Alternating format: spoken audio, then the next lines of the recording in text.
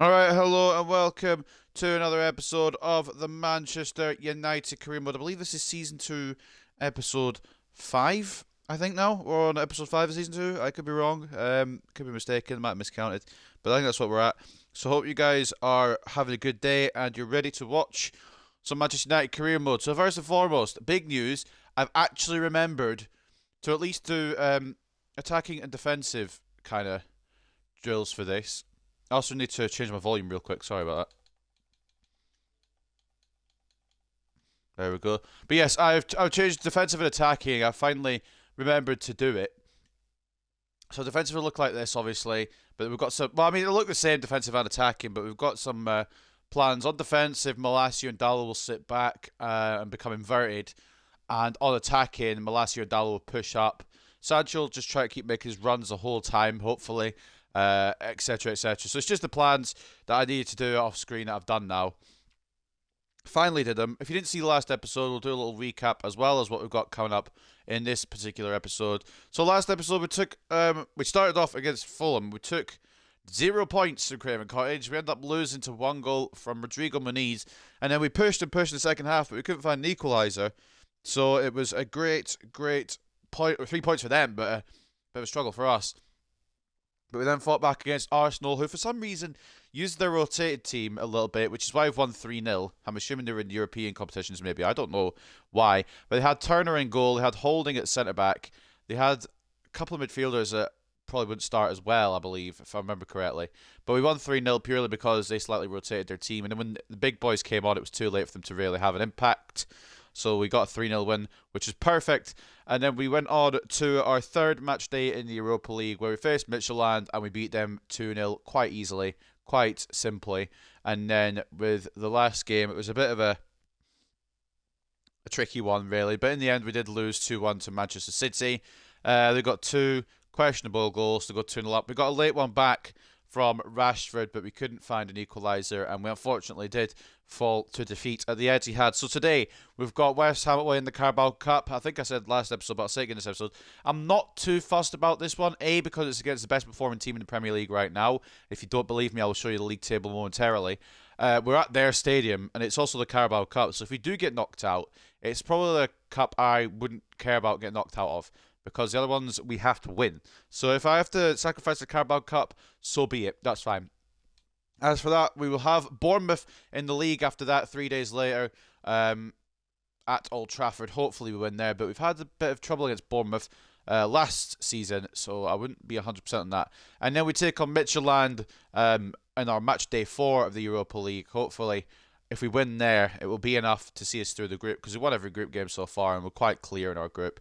So a win there would see us progress. And then Burnley to end the day at Turf Moor. That's going to be a struggle, because Burnley are very good at Turf Moor, and they might have the ability to pull a shock on us, to be honest. So taking a look where we're at in the particular competitions before we start today's episode and we get into it properly.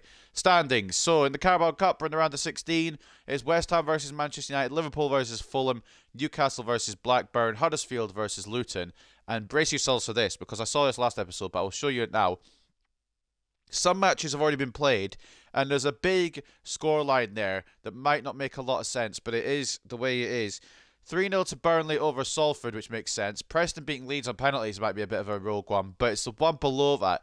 Chelsea losing 2-1 to Swansea at Stamford Bridge in the Carabao Cup round of 16. I mean, Chelsea probably won't mind getting knocked out. They can focus on other competitions, but I think it's who they got knocked out to, which would be more of a surprise more than anything. And then Spurs overcome Norwich at Carrow Road 2-1 on that day. So we will have our games today, and we'll see it. Hopefully Liverpool and Newcastle will get knocked out, but I'm not betting on it. And hopefully we go through, because, like I said, and I was meant to stay on the standings page. Like I said, we're against the top team in the Premier League. And if you think I'm joking, if you think I'm just having you on, take a look at the table. Top of the league, West Ham, only lost 1 all season. They did just lose to Leeds. They were unbeaten before that, but I think there might be a bit of a descent now after that loss. Hopefully, anyway. And hopefully that loss is knocked them for 6 and we can take advantage of that in the Carabao Cup. So this is how the table looks at the moment. It is so close. 1st and 8th separated by just 4 points. If you involve Arsenal, that's 9th, separated by 5 points. It's a close run thing early on this season. There's not been any outright favourite yet, to be honest with you. And if we not dropped stupid points against Fulham and Aston Villa, we'd be top. But it's the way it is sometimes, and we have dropped those points. But it is crazy how close it is early on in this Premier League season. And for the Europa League, it is pretty much smooth sailing. We're on 9 points. Trabzonspor on 4, Midtjylland on 2, and Varsal on 1. I think even if we draw against Midtjylland, the goal difference is so good that it won't matter, and we will go through anyway. So a draw or a win against Midtjylland will see us through, and then of course we've got to secure a top spot in case Trabzonspor defeat Legia, and then we'll play Trabzonspor for our 5th match day next episode, and that will probably secure a top spot. So what I hope will be a slightly easier episode than the last episode, but I wouldn't bet on it, to be honest. We do struggle a bit sometimes. So Haaland grabs brace and Manchester City beat Manchester United. Haaland was in superb form for Man City, scoring 2 goals to power his side to 2-1 win. Unfortunate, but both the goals were questionable. Although we did injure De Bruyne. I didn't even notice we injured De Bruyne, but he's got a knee damage injury and he'll be out for about a month. History beckons as Marcus Rashford has 7 goals out of his first 9, and he is the top scorer, I believe, at the moment in the Premier League, which is a far cry from last year. So fair play to him. Top 11 from last week. We have Dalot in there, of course, Haaland in there as well. He was the one who sunk us, but Dalot had a cracking performance against City, and he gets his spot there. But this is an interesting one. Marco Reus at West Ham. Now, I know he's winding down his career a bit, but I didn't think out of all the clubs he would end up at West Ham. So fair play to West Ham for having the pull to be able to bring him in. I don't think they've got any European football, so I don't know what they've promised him. And then, of course, we beat Midtjylland. We read that last time, a 2-0 victory over what I believe is a Danish side. I'm not 100% where Midtjylland are from. But anyway, we're loaded this game against West Ham. What's their lineup? Oh, they've gone full. They've gone full 11. We can't do that, obviously, because of tiredness. We just played Man City. But they've made some fucking signings. Nkapi, Gvardiol, Dest. We've got Berardi, Smith Rowe as well. And not to mention Marco Reus on the bench in case Paquetá doesn't have a day of it. Zoller, I don't know, but I'm assuming he's not too bad if he's taken over from Scamacca, which is a little bit of a mercy, to be honest, because we did struggle against Scamacca. We do have 2 bunches of tired defenders, which is why we may need to call back a centre-back off a loan down the line. Do we try Wan-Bissaka at centre-back? My sources say no. Well, this is rating. Go down 1. It's not awful. We're going to go Bella Kotchap. And obviously have Martinez on the bench for when one of them gets tired. It's going to be difficult, not only with the injury of Rafael Varane, but also with just the schedule that's going to come up in December as well. We're only in November I think we're at the end of October, but we're going to November just now. We'll have a 2-week break after the Burnley game. And then we'll have to figure it out from there. Anthony needs a rest as well. We'll give Diallo this one, I think. Diallo's needing some game time. I want to see him play a bit more. Rashford and Abraham. We're going to try this for the first time. Šeško and Makoko up top. This would be an interesting one. This could be fun. And we're not going to have Shabala start, but he will be on the bench. Just in case I want to bring him on. But I think that's how we roll. For this one, we are going to go to 2-striker. Laird, I want to rotate at some point, but I don't think today is that day. I reckon we'll give him the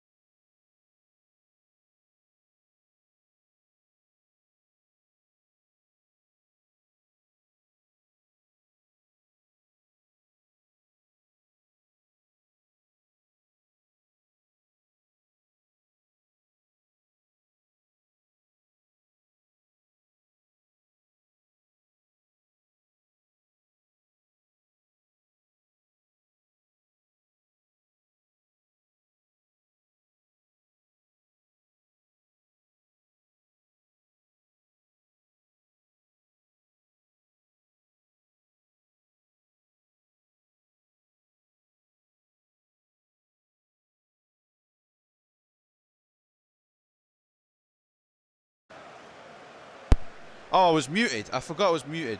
Well, there we go. Big brain from me. But yes, 4 points separate these two teams in the league. 6 places separate them. But both teams dreaming of making it to the Carabao Cup quarterfinals. Bubbles all over the place. And we're going to just try take our time with it today. We're very tired following the game against City. Only 3 days recovery. I don't know how West Ham are so fully recovered. Maybe they use the rotation side against Leeds to get ready for us.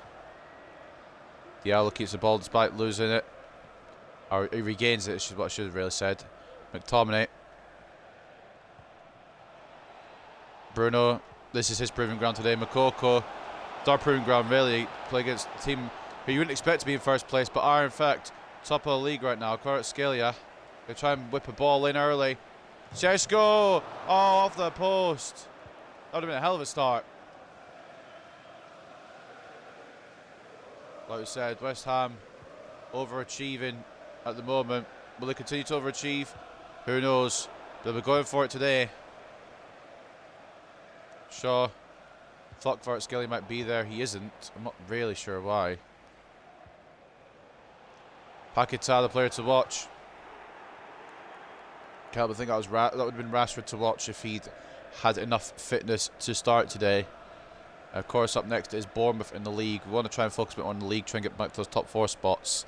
Which is why it's like, obviously, the stamina issues from the Man City game, another reason for the slight rotation today. But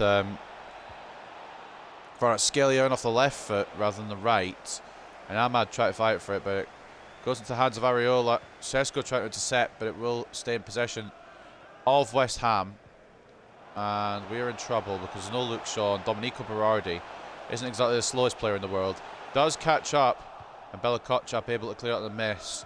Well done by Luke Shaw to get the burners on to catch up. Makoko out to Kvaratskhelia. Šeško, can he control this? Nope, it's headed away. Only as far as Makoko. Who's that? Bruno. Was that Bruno with a shot? Not too shabby. Straight at Areola though. Or Areola.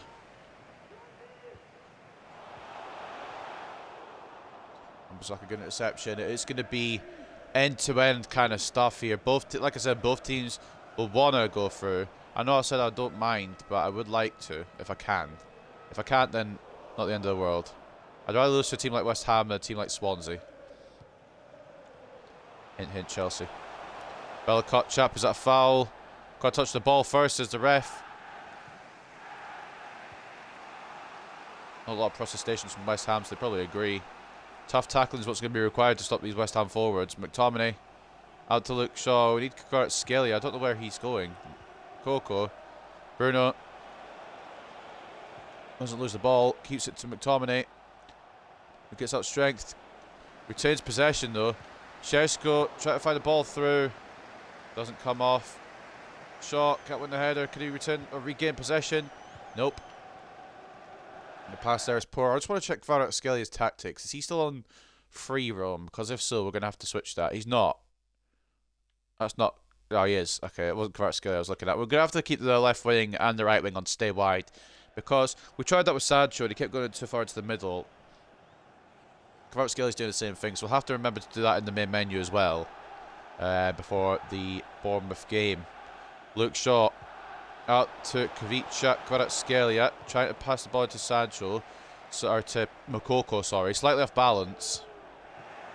And that should be dealt with by Lindelof. Zoller nearly played through there, but recovered by the Ice Man. Fernandes receives the ball from Aaron Wan-Bissaka, and we move again. Šeško, Diallo out to the right. Can we get back into Šeško? We can. Oh, one more to Bruno Fernandes. It's caught in between his feet. Not really an effort at all there from Bruno. I want to try to take the shot first time, but it got it caught between his feet. Makoko caught cleanly, to be fair, but it was a risky tackle. See what I mean? They're going to tough tackle, so we have to do it as well. And Bella Kotchap getting involved. Pushing forward. Šeško to Makoko. I wanted to switch it onto his right. I don't know why I continued to try and take it on his left. That's a bit annoying, but there's a goal decision system from like the 6th minute. think it's quite obvious it wasn't a goal. It hit off the post. I think maybe Areola saved it. I'm not sure. Either way, it didn't go in. And we know that. Bruno Fernandes to take the corner in. Towards Moukoko. Oh, a good save from Areola. Could be difficult to find a way past him. One of the top goalkeepers this season as well in terms of clean sheets, I believe.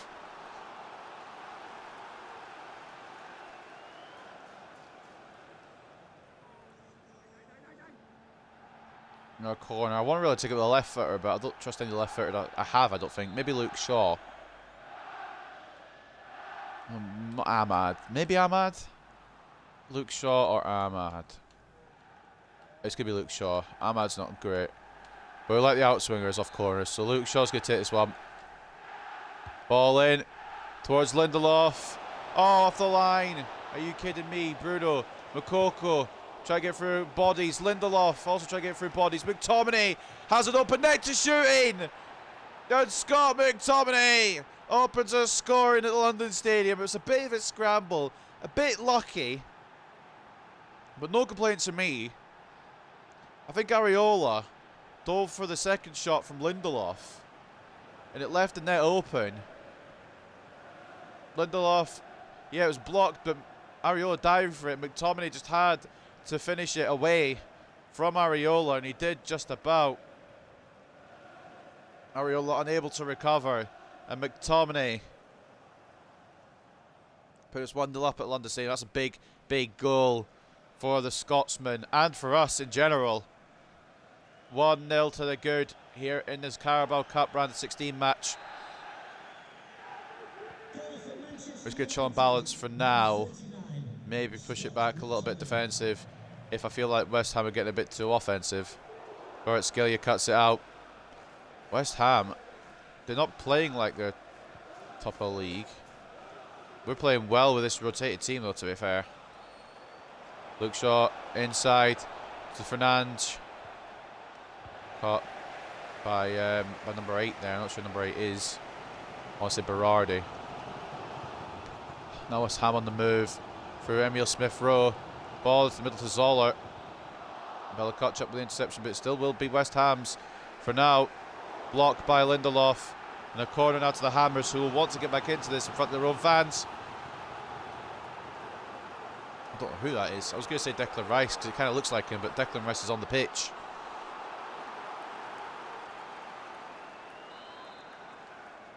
Berardi going to deliver this for the claret and blue side. Lafont with a catch. They try and aim it for Moukoko here, the throw. And Moukoko does have the speed to try and counter this on. Serginho Dest try to catch up. Moukoko needs options. He's got one in Ahmad. Can Ahmad get there? Not quite. Counter was on and we didn't quite find a goal there. I really needed Šeško to be there a bit faster, to be honest. Lindelof gets a touch. And Lindelof gets to keep the ball as well. I thought Wan-Bissaka might take up possession. I tried to switch to Wan-Bissaka so he would take up possession, but not to be. Šeško.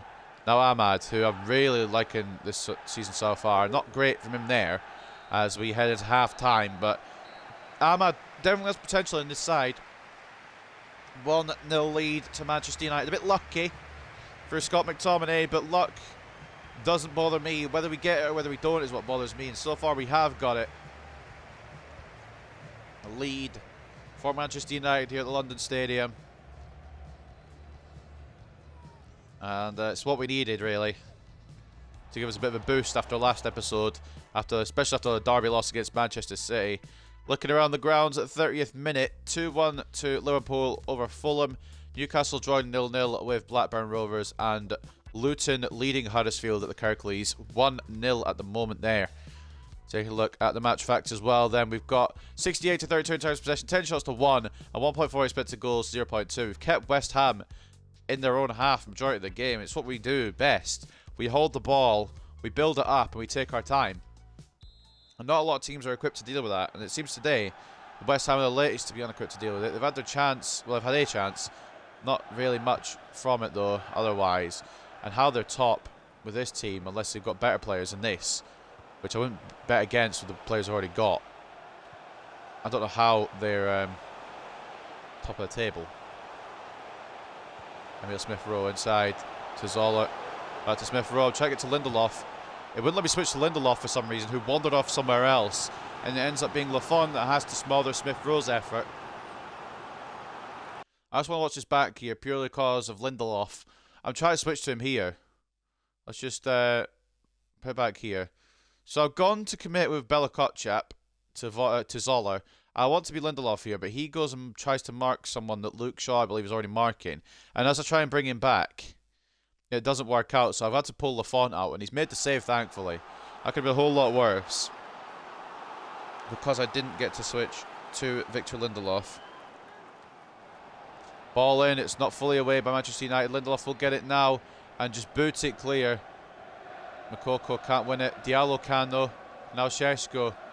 The counter's still very much on here. Šeško out to Makoko, probably not where he wanted the ball, but he has got there ahead of Nkapi. Does need options. Šeško blocked. Good block. That might have been a second there for Manchester United. Šeško lays to have an effort. West Ham have Liverpool next to Anfield. That's not going to help their Premier League campaign in any way. We have Bournemouth, which will hopefully mean we can catch up to West Ham, because I'm hoping they'll lose to Liverpool. Šeško, going to try and get back to Diallo. It's intercepted by Gvardiol. Went too far deep there with Šeško. That was the problem. The first change of the evening, Scamacca for Zoller, and I'm a bit scared because Scamacca got a hat-trick against us last time.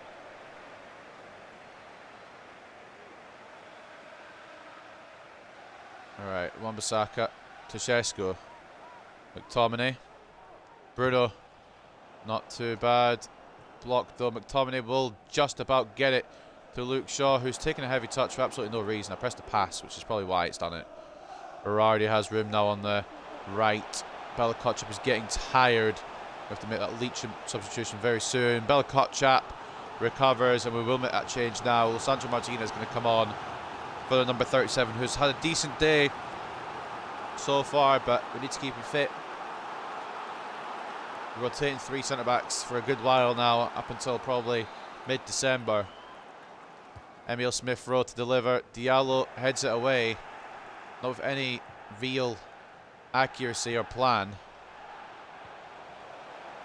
Smith-Rowe for West Ham now. Shaw puts the pressure on and wins the ball back. Now Šeško. We need a move now on the right. Diallo, try to wait for him to bring his body into play. He does. Immediately loses it. Maybe we shouldn't have held up. All that hold up play from Šeško comes to nothing. Šeško tries to win it back. Yeah, we've got Bournemouth at Old Trafford next episode. Lindelof down to, well, it was meant for Wan-Bissaka, but Diallo receives it this time. Diallo try to find an impossible ball through. It will go to Fernandes this time instead. Fernandes now for it to Makoko. Diallo's there. Ball in. Well, it was meant for Šeško, but he wasn't in the position. Overhead kick clear by West Ham. It's going to be a tight one as this. We may just have to try to hold on to the 1-0 rather than push for a 2-0. Free kick against us. Don't know why. But Marco Reus now coming on for Emil Smith-Rowe. Can't believe those are 2 players I'm saying that play for West Ham. I thought Smith-Rowe would be an Arsenal lifer, and I thought Reus would retire with Borussia Dortmund. But here we are. Šeško. The wacky world of career mode.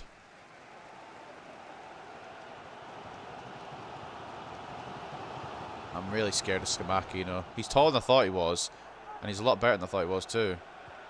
He was one I was considering after the hat-trick passed us. Lindelof closes him down on that occasion though. Diallo. Oh, not enough on it to Bruno. We might have to make some changes. A bit more change to come for Manchester United, I reckon. Good tackle by Leach. Makoko gets closed down, however. And another good bit of interception from Martinez. And we'll play out to Diallo here, who hasn't lit the world on fire. He's tried to be creative off that side, but he's got Nkapi to deal with. Done well there to deal with him. Makoko. Oh, try to find Bruno and then can't get the second ball. Kera closing down the number 69.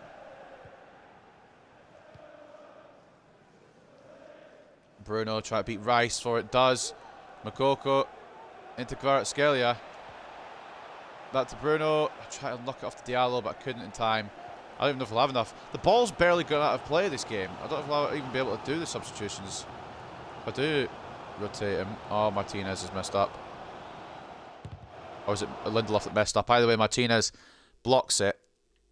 And we will make our changes now. Eriksen's going to come in for Fernandes.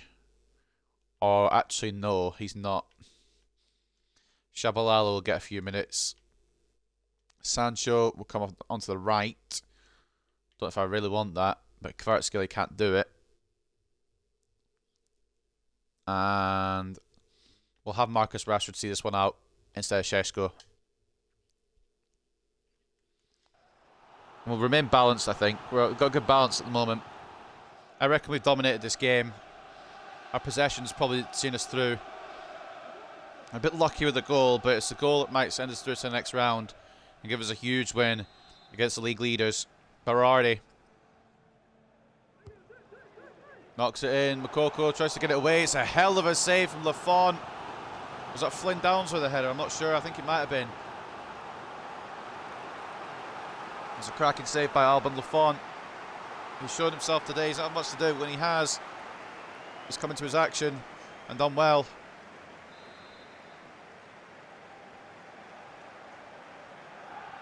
Berardi again. Skamaka try to win it. Moukoko gets it away. Initially, it's still very much on for West Ham here. Berardi continues to have the possession. And the effort there, I'm not sure who it was by, but it was gobbled up, like the commentator said, by Lafont. That's a hell of a tackle from Serginho Dest, and we'll get a throw in though. It's just a matter of holding on, I think. I don't think we're going to be able to push for a second. We do have some more attack quality on, some fresh attacking options. Shabalala coming all the way back to assist for an option there. Martinez on to Scott McTominay. It's a heavy touch from the Scotsman.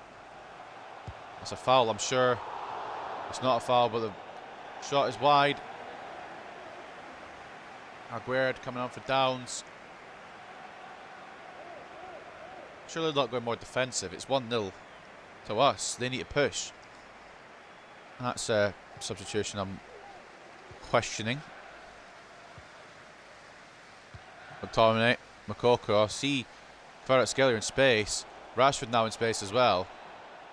Getting pushed here. Tries to get it through to Ahmad. Tackled perfectly.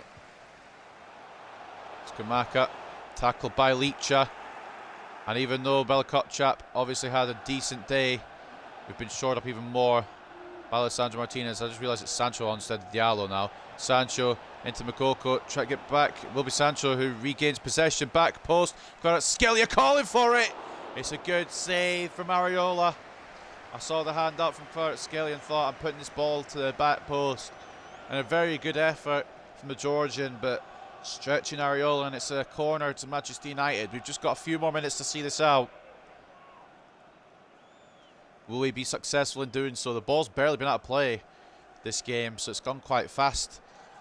But still time to have everything changed. Kvaratskhelia, ball in towards Lindelof. It's not the greatest headers. And I'm wondering if maybe it came off a West Ham player. It looks like it came off number 24. Not 100%. It might come off. I think that's Aguerd. I'm not 100% if it came off, but it did come off someone. We've got another corner. Kvaratskhelia. I'll try again. Bit more power on it towards Lindelof. Knocked down. Not quite going to fall though. Shabalala will pick up possession on the edge of the area. Moukoko. Oh, try to find Sancho now. Counter's on for West Ham. 5 minutes of added time. It's Skamaka versus, oh, it's Royce, sorry, versus Wan-Bissaka. Wan-Bissaka wins that foot race. And Royce try to push for his new club. Wan-Bissaka just try to get it away however he can. Sancho. Making sure we're still balanced. Sancho does well. Shabalala's on the inside. Oh, one more to Marcus Rashford. And that will do the trick. I thought it might have been Moukoko there, but it was Rashford. And it was great play. Wan-Bissaka onto Sancho. Sancho spotted Shabalala, who gets another one for his assist pile. Plays it off to Marcus Rashford, who finishes at bottom left. And that will sink the hammers here at the London Stadium. Marcus Rashford once again getting on the score sheet. Just drilling it bottom left. Unable to reach it is Areola. And that will do the trick here for Manchester United. Too late now for West Ham to mount a comeback, I think. I'm not going to say 100% because we've seen crazier things in this game. So Gino Dest coming down the left-hand side here. Wan-Bissaka just pressuring him, making the tackle. And that will be full-time. We will advance to the Carabao Cup quarter-finals. A tough test against West Ham, but a test we've overcome. And we've got a next episode in the league, so if we can overcome with the Cup, who's to say we can't beat them in the league as well? Goals from Scott McTominay and Marcus Rashford will see us through. McTominay's was a bit of a scramble, but Rashford was perfect. Manchester United build-up play. Wan-Bissaka playing it to Sancho, who took on his man and beat him successfully into Shabalala, who just laid it back for Marcus Rashford to make it 2-0, and that will do the trick here at London Stadium. I'd argue we were the better team as well, so we probably deserved it, but West Ham tried to come at us a bit more in the second half. 62-38 in terms of possession, 15 shots to 6, and 2.4 expected goals to 1.6 on the day. Take a look at the ratings then. Man of the match, I don't think we have him. Oh, we do. Lindelof gets man of the match. I can't dispute that. Lindelof was solid today. Played the whole 90 rather than the other two defenders switching, and Lindelof was strong enough to help his team keep a clean sheet. So fair play, Victor Lindelof. Scott McTominay doing a good job at CDM as well as bagging that goal as well to put us 1-0 up. 7.9 for the Scotsman. Alban Lafont getting a 7.7, and he kept a clean sheet today. Only had to save 3 shots, but some of them were a little difficult. Especially that one top in the second half from Emile Smith-Rowe. 3 shots in his goal, 3 saves, clean sheet for the Frenchman. As for Marcus Rashford, a goal and a 7.7 for him today, coming off the bench to see us secure a quarter-final place in the Carabao Cup. And Kvaratskhelia up the left. I reckon he could have done a bit more today, but he wasn't bad by any means. 7.6 for him. The assists, well, the only assist coming from Jabu Shabalala, who came off the bench, did more than Fernandes in about, what, 15 minutes of game time? So I think we have a candidate for new cam. But rating doesn't seem to affect this lad. He's only 54 rated, but he plays really well for it. But an assist and a 6.5 for Jabu Shabalala. As for West Ham, man of the match for them, if you could pick one, was Pierre Nkapi at left centre-back in the end. They did switch to a 3-back to try and push a bit further forward. Where was Aguerd playing then when he came on? We'll see that in a minute. But Josko Gvardiol as well, solid at centre-back. We knew it would be. Thilo Kehrer having a good game as well. Defensively, they were quite sound. It was just a couple of occasions we managed to find our goals. We just split them open. Taking a look at some of these player ratings in general. I just wanted to see what some of the ratings were. Zoller, interesting start. He was a rotational, or he looked like a rotational player. Flynn Downs, Marco Reus coming in at cam. Aguerd was right DM. He was left DM. Rice, Skamaka. They've gone for a 3-2-4-1. I don't know what formation that is, but they tried to push for it. Tried to push for an equaliser, and then we end up getting a second goal to see us through. And we will advance now to the post-match interview. Liverpool, Newcastle, probably going through. At 75th minute, though, it could still be. Well, I was going to say it could still be a team that goes to penalties, but Luton Town getting the winner in that remaining 15 minutes. So the teams that will go through to the quarterfinals: Manchester United, Liverpool, Newcastle, Luton, Burnley, Preston, Swansea, and Spurs. So now a Big Six team knocked out. Only 3 Big Six teams remain: Manchester United, Liverpool, and Tottenham Hotspur. So we'll find our quarterfinal opponents very, very soon. Find out who they are. I'm hoping for a championship side, but I've got a horrible feeling it's going to be Liverpool. I wouldn't say we did it in style. It was a bit scrappy, but I want this one to count for some. I want this to be a turnaround. I know we, a couple episodes ago, got a perfect episode where we won all 4 games. But last episode, we faltered a little bit. I want us to get back on track.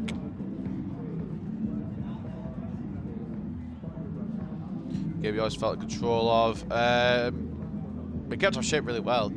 We were very well defensive. We did well defensively to hold on. Lafont had little to nothing to do. Lindelof, I've got to give full credit for there as well.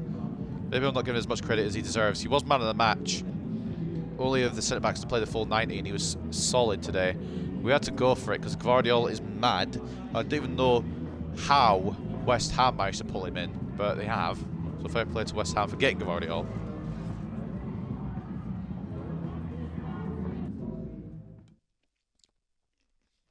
If I hadn't used him last year, he might have been one of the ones I was considering to bring in. Inbox, and we've got 2 matches rescheduled, which means we'll probably have our next Carabao Cup match in the quarterfinals. It seems to have fallen around December, it looks like here. So we've had the Brighton and Spurs games rescheduled. Got a Brave loan agreement. Levante will take him up until the end of the season. That will go through in January. And then we'll probably, I'm going to be honest, we'll probably sell him on, but we'll see how he grows, to be fair. Advancing on now to Bournemouth. And we've got an international management offer from Austria, which I'm going to decline. I really should have turned those off, because I probably won't take over anyone, at least not till the very end. Because I want to do maybe a World Cup. Maybe I'll end with a World Cup, or at least have a World Cup at some point in his career mode. But I want to check who we've got in the quarterfinals. In fact, it'll be easier just to do it on the standings, won't it?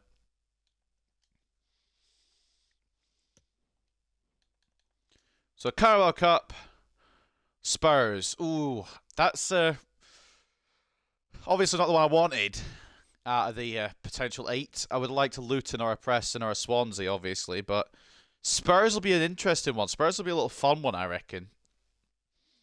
I don't really know. I don't really know how to take that one, because Spurs last year was a bit mixed in the league. We lost and then we beat them.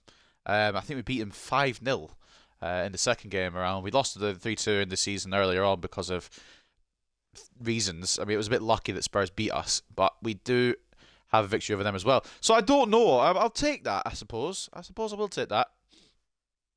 Take a look at the goal news before we head into the Bournemouth game. Then McTominay scores first goal this season. McTominay scored for the first time this season to push Manchester United to a 2-0 win against West Ham, and it will put us through, obviously, as a quarter-final against Spurs. Now we'll welcome Bournemouth. I don't think we beat them last year. I think it was a 3-3 draw and a 1-1 draw, if I remember correctly. But intriguing encounter coming up as Manchester United host Bournemouth. Man United have the upper hand of the season so far, but Bournemouth will be looking to grab the 3 points to close the gap and climb the table. But they are our bogey team a little bit. So I wouldn't be surprised if they do pull something on us. And Manchester United haven't been in the best of form over the last few games. That isn't worrying Fernandes just yet. We haven't won as many games as we would like recently. It began the Manchester United captain. But we've got to remember back to our better performances in the past and replicate those victories now. You especially. That's the perfect interview for Bruno to do, because he especially needs to find his good performances, because he hasn't had many this season yet. And I want to see a bit more out of him.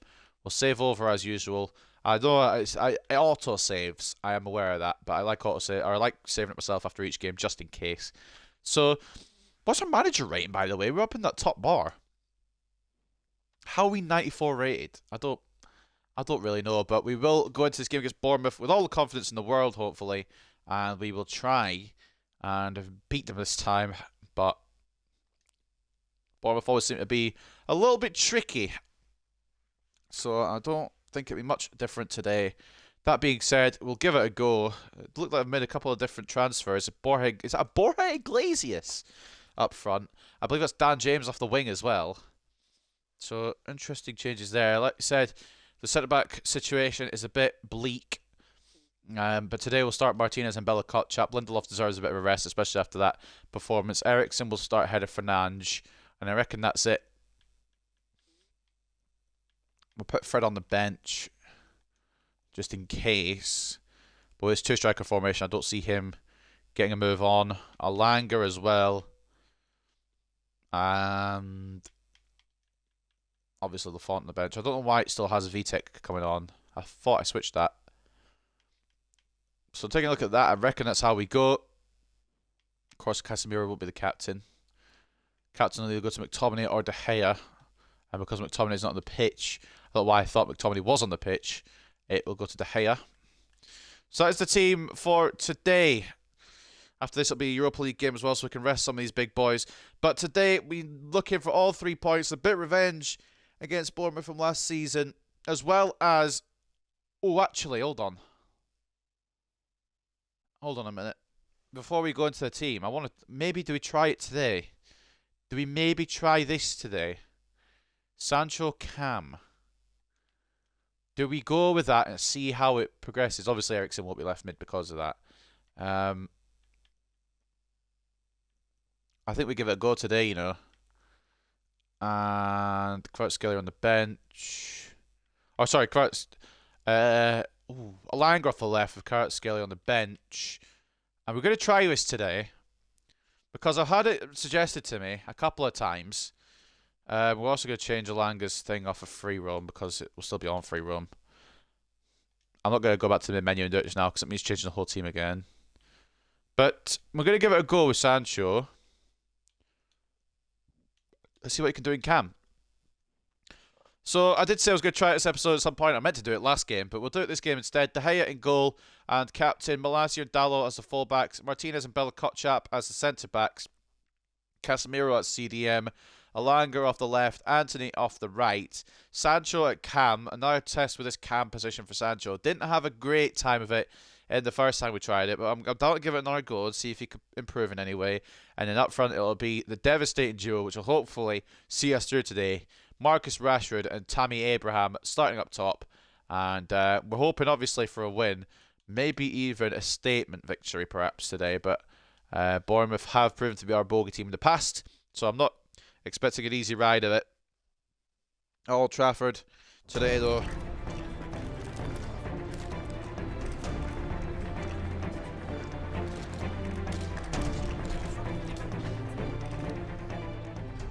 Spotlight on Marcus Rashford, Premier League's top goal scorer. 7 out of the first 9. Is he the T4 as well? I think he is.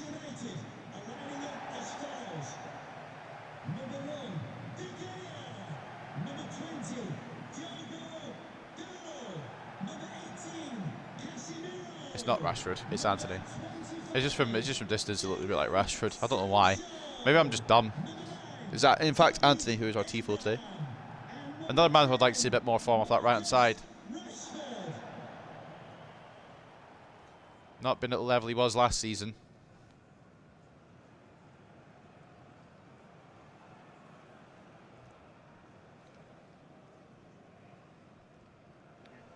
Cheers. Good luck.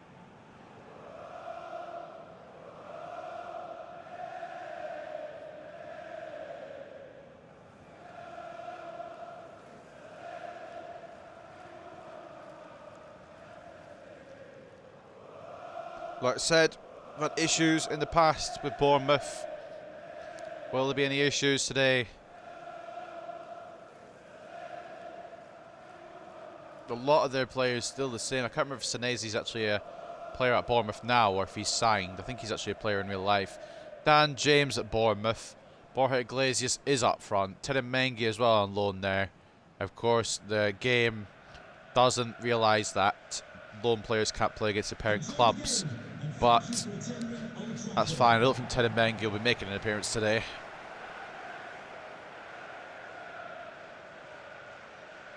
He'll get more game time at Bournemouth than they will at Manchester United this season, which is why we loaned him out there in the first place. So kicking off today, Marcus Rashford. First home game of the episode. And we're looking to exercise some Bournemouth demons here. Anthony already on the runs. Doesn't mess around. Doesn't have any options on. Does in the end. Oh! Rhythm is a dancer. Makes it 1-0 so early in the day. And that's what I mean. That's what Anthony can do. Anthony to Anthony. Quite easily could have taken on himself. Wanted to make sure. I didn't know if Rashford would get in the way of Alanga there at first. Travers making the save, but not enough to keep it out of his net. And I hope that doesn't go down as a Travers own goal. It shouldn't do. And Anthony Alanga bags his first goal in the Premier League. Hasn't had a lot of Premier League time, to be fair. But great start. Cracking start. Bournemouth shell-shocked.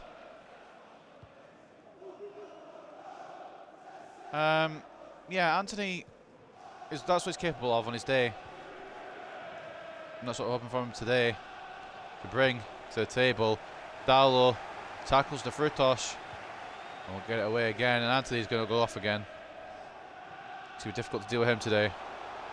I feel bad for Duarte. Tammy at the near post. Nearly 2 in 6 minutes. It could have really been 2 in 6 minutes. I saw Rashford asking for it at the back, but Tammy was the easier option, and Travers preventing from Bournemouth from going 2-0 down. Sancho not quite making it there. Alanga. Lissandro. Casemiro can strike him. Oh. Just off target from Casemiro. We're starting off strong here. We're not letting any Bournemouth demons get in our head early on.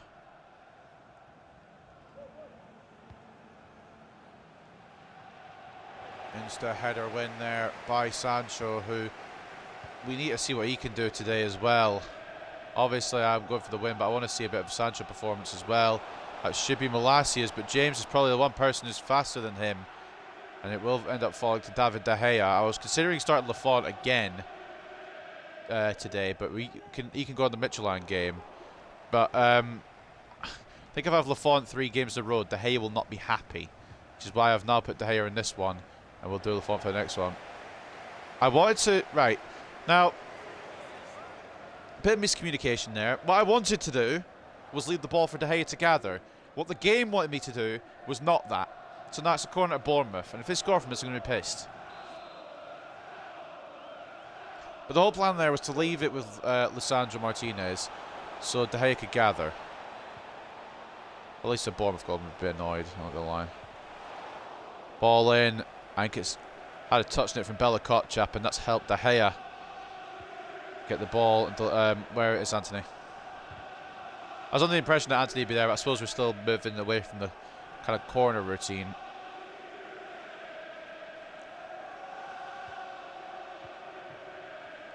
Cherry chance coming out of the away fans here, but United are the ones in the lead. Interesting shot choice there. An easy save. I think it was De Frutos with that initial effort. Rashford trying to find Tammy. Will he be able to press? He will. Tammy, can he keep the ball under pressure? He can. Fair play to the number 9. Rashford. Anthony. Lays with an effort. Saved by Travers. I think Mark Travers is going to be kept very busy today. I got a feeling about it. I wanted Anthony to go for the far left, but him going towards near post nearly caught Travers out. And a corner once again for the Red Devils. Jadon Sancho deliver a ball in towards Diogo Dallo. Just off target from the number 20. Pressured by the number 6. I thought it hit the number 17 there, but the ref doesn't agree. Theo Johnson unhappy that's gone off target, demanding Dallo get back. Alanga wins a header towards Sancho, who knocks it back to his number 36. That was meant for Rashford. Now Sancho's going to have to try and do something else with it. Casemiro. Rashford now receives it. Oh, Christ. Good tackle on that occasion. Sancho trying to cover. Duarte takes it off the pitch, and that's easy enough. Sancho doing enough to pressure him off the pitch. Now Sancho tackled by Duarte. A bit of revenge there for number 6. It still will be a United throw, but that's a cracking tackle. That'll wear the teammates going is running off the pitch there. It's actually Dallo that's going to make throw. What? I don't understand the glitches in this game sometimes. Sancho to Tammy. Close down. Sancho. Anthony. To Casemiro. I was meant to go back to Anthony. It's opted to lock onto Rashford instead. Which is fine, I suppose, I guess. I'm not mad, you're mad. Borja Iglesias doesn't quite get the ball. Bella Kotchap with enough wherewithal to make the interception. Tammy to Anthony. Try to spot Rashford, it's not going to happen. A foul apparently somewhere, but we're going to keep the play going. Casemiro. Rashi. Anthony. Oh, tried to poke it through one more. I believe it was Sancho who's actually made the run there. Didn't quite come off. Now Dallo tangling with the Frutos here. Doesn't do too great, if I'm being honest. Belakotchap closing it down. The Frutos was just wondering when to play the ball in. Belakotchap smart enough to not allow it. Mark Travers had a bit of work to do at the start of this game, but it's kind of slowed down now because Bournemouth have got a little bit back into it. I'm a bit scared, to be honest. It'll equalise at some point. Alanga doesn't get there. It's headed away by Malacia, I believe. Rashford gets that header. Nobody's chasing it. I was wanting Alanga to chase it, but it switched me off him. Good tackle by Casemiro. If Casemiro's making a tackle, why am I not allowed to go as him to continue the move there? Well, like, it's a good save from De Gea. I believe Dan James with the shot. Why are they showing the Dallo miss? What's the point in showing that? Show the goal. Another corner for Bournemouth. They're going to go short with it as well. And it's on the edge of the area now. Back to James. Borja Iglesias. It wasn't Dan James. Who was it? I don't know who that is. We're playing it around quite well. Bournemouth there. Decent effort. Just sliding past the post of De Gea. Bournemouth come back into this more. Tavernier. Marcus Tavernier. The latest to have an effort.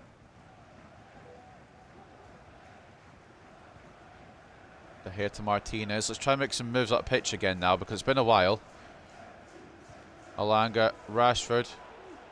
Tammy. I thought Sancho was going to make the run to the space, but it's in fact not occurred like that at all. Belakotchap, good tackle. Doesn't win the does win the ball. Doesn't get to keep it. I'm not really sure what I meant to do there. I thought the shot was going to come from the striker who was open there, and he passed it back again. But the problem there is Belakotchap's done really well and doesn't get a reward for it. And it could have ended an equaliser for Bournemouth. I would have been so pissed off if it had. Anthony now. Down the right again. Into Tammy. Sancho. Is that two? It is Jadon Sancho. Maybe against a run of play recently as well. But a counter-attack from Manchester United sees Jadon Sancho bag from Cam. Maybe that is the move for him.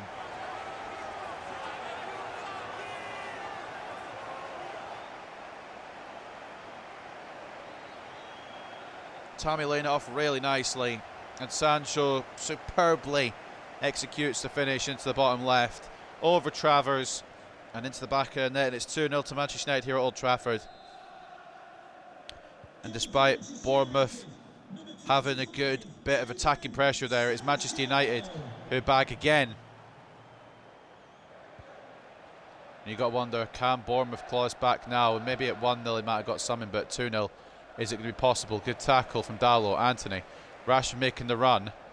It's not the greatest of balls from Tammy, and Rashford can't control it really either. Good interception. Anthony into Casemiro. On more to Sancho. Casemiro making the return run, and that could be 3, but Casemiro took an extra second to shoot it, and it gave Travers enough time to make the stop. I did want to shoot it the first time with the big number 18, but it didn't occur. Now we could see a ball through to Borja Iglesias. Belakotchap watching on, keeping an eye on it, and gets his foot in the way, and Lisha can clear it for half time, hopefully. Will the ref blow his whistle? He will. And it's 2-0 at the break. Goals from Alanga and Sancho have made the difference. Very early lead. We took literally inside 2 minutes, possibly the fastest goal scored this season. And we also have a second from Jadon Sancho before the break to give us a bit of a cushion now heading into half-time. Take a look around the grounds. No other matches being played right now, but some big, heavy-hitting matches. Arsenal and Chelsea and Liverpool and West Ham will headline the later kickoffs. But take a look at the match facts. Been closer than I expected, / wanted it to be. 54-46 in terms of possession to us. 7 shots to 6 and 2.1 expected goals to 0.7. We've deserved our goals, but Bournemouth could have something in this match if we're not careful. We'll have to make a choice whether Belakotchap or Martinez makes the move off for the Europa League game. It'll probably be Belakotchap in the second half at some point. The audio decided to fuck up in my ears again. Hopefully the stream volume is alright. Malacia, I don't know what he's done there. Lads. What is going on? Why have we just let Dan James all the way through? Malacia to Rashford. Sancho running into Rashford there, saying, alright mate, you have it then. And Rashford will make his moving run moving forward. Casemiro to Tammy. Got men on him here. Just play it back. Try to find another route through. Rashford, will he be able to find a route through? Not with that touch, he won't.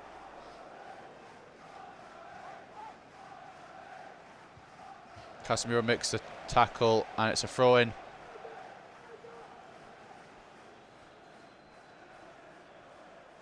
Double substitution, Antuna and Kraft coming on. It's Tavernier and I didn't see the other player. Pearson coming off as well. The Audios decided to mess itself up again despite me not moving. Alright, interesting. Dallo, good tackle. We'll get it gone again. We just like these fast counters, don't we? We've got the players to do it as well. It's the beauty of it. Sancho, try to find Rashford. Unable to on that occasion. The good thing is, though, the audio doesn't affect you guys, and that's all that matters, really. On the video, it comes out A-okay, so I'm not too fussed. I can't hear it perfectly. Squeezed it through to Olanga. Tried to squeeze it through to Sancho as well, but Bournemouth with too many men back. Casemiro, bit of a cruncher. Won't be a booking, but it will be a warning probably. Casemiro does get the interception in eventually. Tammy, not really where I want my number 9 to be. Sancho. I don't really know who that was for. I wanted it to go to Anthony, but I don't know what the game was deciding to do with the pass. Dan James and Akers on the right here. He's been there, arguably their best player. Okay. Lovely. That's exactly what I did with Martinez. I did say, can we actually have Martinez just mess it up there? We'll make our changes now, since they're making theirs. Bruno can come on for a little bit. Sancho's had a good spell at Cam, but we need to keep him rested as well. Kvaratskhelia for Olanga. We'll leave the strikers for now, but Lindelof will come on for Bella Kotchap as well.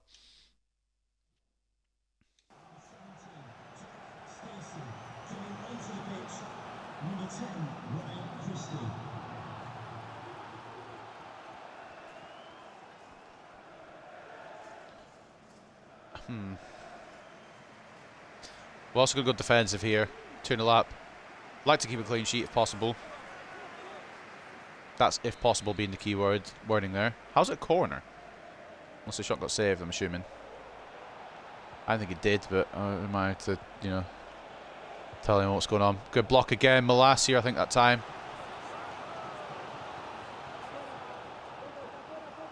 There's the goal from Sancho. Cracking finish. Number 25.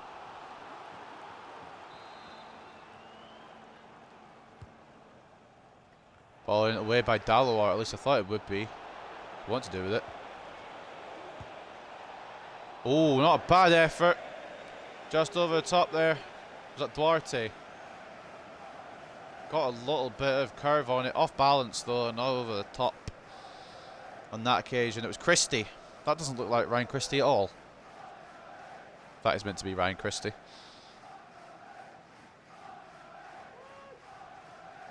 There's a different Christie, and I apologise. De Gea, goal kick now. Towards Marcus Rashford. Not it back to Kvaratskhelia. And Fernandes. Now, people are in the wrong position. So we'll just swap them there, and then we're set.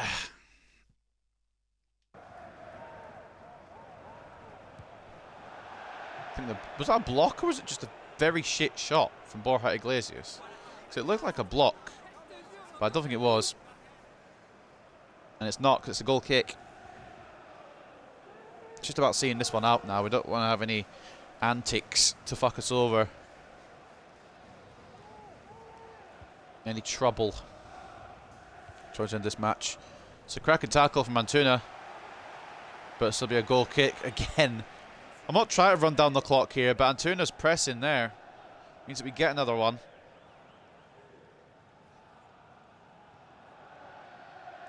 But if it keeps going like this, I'm happy to keep it going like this because it means that we'll take the 2-0 win. Antonio obviously a bit hesitant this time to avoid giving away another goal kick. Anthony to Tammy. Anthony back to Tammy. Into Bruno. He tries an effort. It's blocked. Tammy keeps it alive. And now Anthony to Casemiro. It's a poor shot from the DM.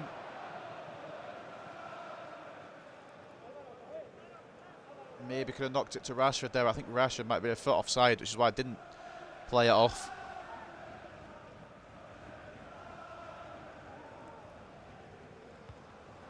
Ball out towards Kraft, I think. Or Kraft has it now anyway. I know they want to do, which is why I'm watching it. Malacia into Rashford. Tammy. Back to Rashford. One more to Bruno. Bruno Fernandes still searching for his first goal of the season. Another save from Travers. We're not bringing off Martinez because he's going to get the rest when we play against Midtjylland. That's why he's staying on for the remaining minutes, and that's why we switched Bella Kotchap for Lindelof. They get less game time each than they get the full 90 at Midtjylland. Tammy Abraham, the latest to have an effort. Off target, ball in from Anthony, wasn't too bad. Just a header, wasn't too good.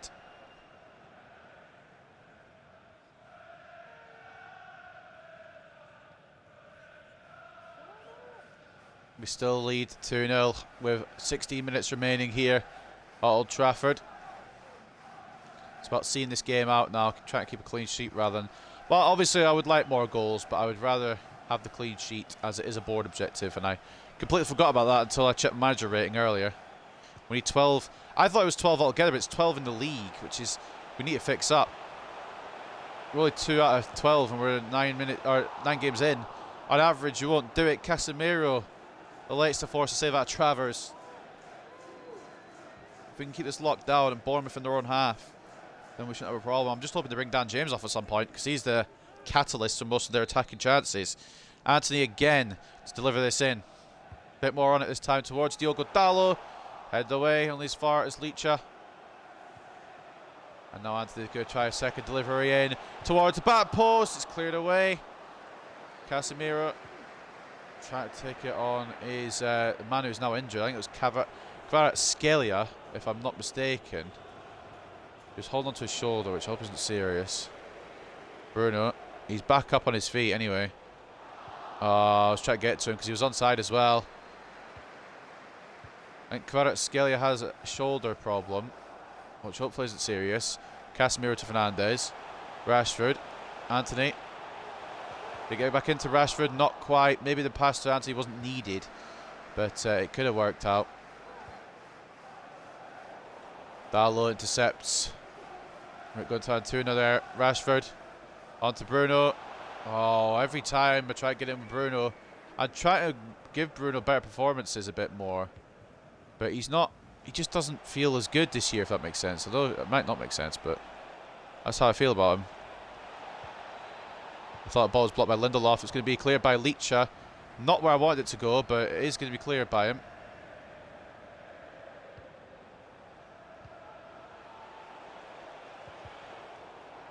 Licha closes it down initially. They're going to get a second bounce. And De Gea says at the near post. But yeah, Kvaratskhelia is carrying a knock. It'll probably only be a 5-dayer anymore. And he probably would have gone off the pitch, which is a bit annoying because I want to use him for the game against Midtjylland. Mark Travers up for this one, which is interesting. It means we might be able to counter here and get an easy goal. Kvaratskhelia is still holding on to his shoulder. He's got 2 minutes to just hold out. Should be okay, hopefully. He's still clutching onto it. We'll win the header though. Can we get the ball back? No, we can't. Not initially anyway. And Bournemouth try to hold this just so their keeper can get back. But Anthony, the keeper, is now back. Anthony will still try and counter though, and he has the pace to do so. Rashford's right there for number 8. And that will seal the deal. Anthony just allowed to run straight through the remaining Bournemouth players. Marcus Rashford has a tap in there. And Anthony's come to life again. This is the Anthony I want to see. I know it's only against Bournemouth. Before people go, oh, it's only against Bournemouth. I'm aware of that. Yeah, I know. But at the same time, Bournemouth have been our problem. And we've solved that problem today. And Anthony's had a very good game. Good performances are welcomed against whatever team it's against. As long as you play well, I don't give a fuck. 3-0 now to the good. And maybe, not 100% sure yet, but potentially a difficulty change might have to come. Although, to be fair, we did lose 2 last game, and one of them was against Fulham. So maybe we're just having a good day so far. Bruno, is he going to try his luck? Well, he was going to try his luck, but it was closed down. Last chance for Bournemouth to grab something here at Old Trafford. Will it be a consolation?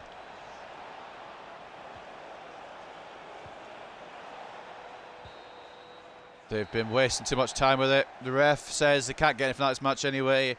And it's a win for Manchester United and a clean sheet as well to add to the collection. I believe that's now 3 for Big Dave's big saves.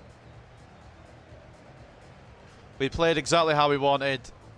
Once we got a second, we sat back. But when you get a counter-attack like that, you can't say no to a third. I believe it was Langa, Sancho and Rashford to find the finishes today. And it's a 3-0 victory at Old Trafford.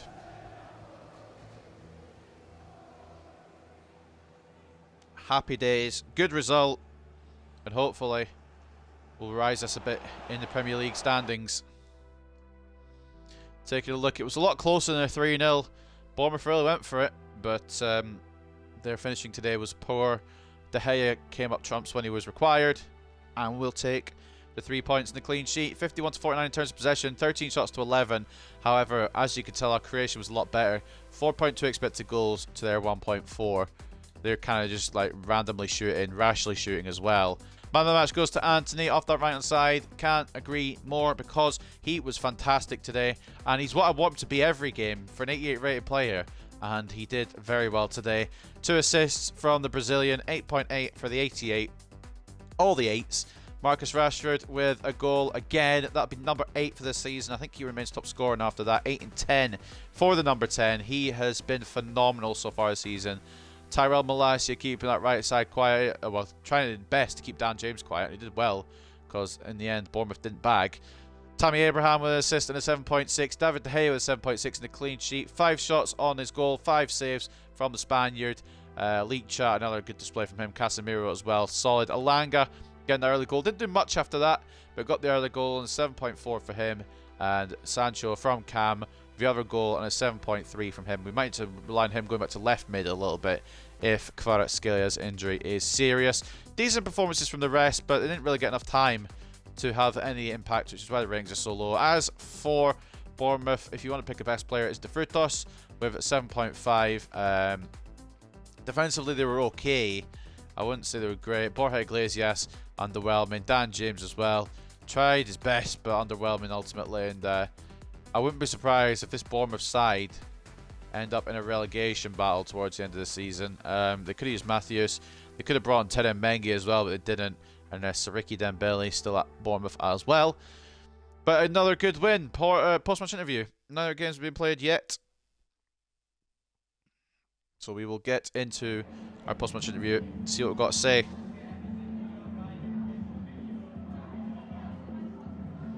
Must be a blow. Yeah, I knew it was a bruised shoulder. Kvaratskhelia out for 5 days. We'll be alright. It means he's back for the Burnley game. I was going to use him for this one, but it means we can give some of the youth a bit more of a chance as well.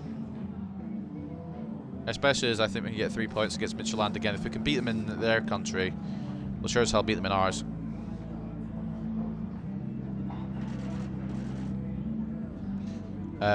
We dominated the game. I wouldn't say we dominated the game. None of these really ring true. But I guess we'll go with this. Because we didn't dominate. Bournemouth really... Well, they made chances. It's not like they combated us too much. But I feel like we had the best of it. And then we did deserve our goals today, however. It's been 2 good games today. No goals conceded yet. I'm not expecting a perfect episode in terms of clean sheets, so don't get me wrong there. But I'm happy with how this is going. I'm happy with that win as well. Inbox before we advance. Malacia development schedule. I think he's hit his potential now of 84. I don't know if he can grow it anywhere else. Nope, he has hit his potential now. 84 for Tyrell Malacia, which ain't bad, and he'll probably grow as well with dynamic potential. But it might mean down the line, if we want an end game left back, we may have to look elsewhere. But for the moment, Malacia is the main man there. And as for the injury, it is a 5-day one for Kavica Kvaratskhelia, which ain't going to impact him too much because he wasn't going to play this game. Well, I mean, he was going to play this game, but he will not now, obviously. And this is the Ethan Galbraith loan going through.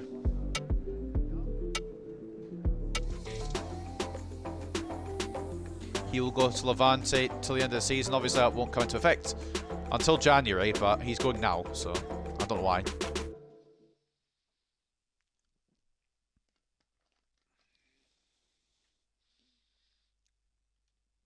So most of the loans we have now, I think, have done. I just want to check how many more we want to get gone here. Transfer hub. Transfer listed. More loan listed than transfer listed. So what we really need to find is just one for... I mean, the Shabalala ones keep breaking down, so we're just going to not bother. We're going to keep him on the loan list, but I don't think we'll actually get one for him. And he just seems to do well here for some reason. Dawson I would like to get going, but he hasn't had one since the Ponferradina one, and that's because I messed up on that one. I accidentally counted with a loan to buy, so I can't do anything about that. But everyone else is either on their way out or already out, so that's not too bad. That's good for us. It's going to be make or break for start of season 3, whether we cut or keep some of the players. It's going to be cut throughout season for start season 3. An update on the Youth Academy, taking a look at the talents. Noah Rose. I'm going to be real with you. I'm probably going to sell him up, bring him up and sell him on. There might be a few that we do that with. We're not calling any up until January unless they yell at me and say, "Oi, bring me up now." But most of these will probably just move on to other respective clubs. Stanley's one I want to keep an eye on here, as well as Barker. I want to see how his potential rounds out as well. But majority of them will probably get brought up and sold on. Robert Braun's one I want to keep about as well. So figure that out. I haven't done another Youth Academy hunt yet. And I don't know if I will. Unless my manager rating absolutely tanks and I need to do one. So I'll save that over.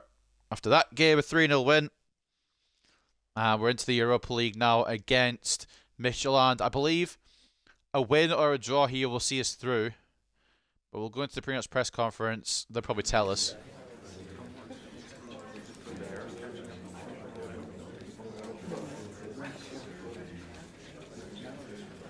There we go. Just one win away from clinching the qualification. And it's what we should expect of ourselves. I don't know how we can expect more. We've won 3 out of 3. We're the best club by country mile. Kvaratskhelia would have been the plan today. He would have been the starter today. But as it goes, we'll have to adapt. He's back for the Burnley game anyway, so if we've got a tired Sancho or a tired left winger that we use instead, Kvaratskhelia can come in. It was a great result for you last time, running in 2 goals against Midtjylland. We're expecting another comfortable victory, I would say, yes. Do our jobs will be fine. Obviously, we'll rotate, as per usual, for the Europa League. Like we said as well, we're going for 18 points in this group, and if we get any less, I'll be a little disappointed, you know, to be honest. Maybe against Trabzonspor, I'll be like, maybe if we drop points there, it's not the end of the world. The only team I'd maybe be slightly okay with. But again, I don't want to drop any. Man United keep clean sheet against Bournemouth. A solid display from Manchester United's defence saw Johnson's men keep a clean sheet against FC Bournemouth and claim a 3-0 victory. Porto lost to Liverpool. Leverkusen beat Rangers. Marseille beat lost to Chelsea. The way they've phrased some of these is weird. But Manchester United are focused and ready, knowing 3 points against FC Midtjylland will secure their passage into the next round. A decent season so far for Manchester United, beating Midtjylland again will guarantee a place in the UEFA Europa League round of 16. So we've got Player of the Month October shortlist, and I swear to God, if Rashford ain't on here, by the way, I'll be fighting people. Anthony's on it. You know what? I guess it's a compromise. We've actually got Manchester United player on there. It should be Rashford, but it is in fact Anthony, which is, I guess, okay. Salah for Liverpool, Bentancur for Spurs, Anthony for Manchester United, and Haaland for Manchester City. We know Kvaratskhelia is up for 5 days. He'll return, obviously, for the Burnley game. We've said no to Austria, and that's us all caught up on the news. So I'll move in to the fourth match day of the Europa League at Old Trafford. We could go full strength if we wanted to. We ain't gonna. We're gonna have a little rotation. First of all, Lafont, where are you? Cracking game against West Ham, to be fair, from him, and he will get the nod today. Wan-Bissaka. In fact, actually, Laird's gonna get this one. Wan-Bissaka on the bench. Dalot will get the full rest. Bella will start alongside Lindelof. Malacia will have a rest for... Do everyone else besides Luke Shaw? We don't. We'll go with Luke Shaw then. Casemiro for Scotty. McT. Do we go for one striker this one? We're going to go one striker. I know I've just started it in that team, but we're going to go one striker.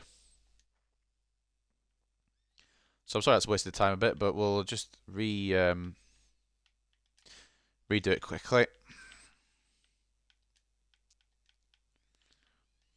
Casemiro will not start this one. McTominay will.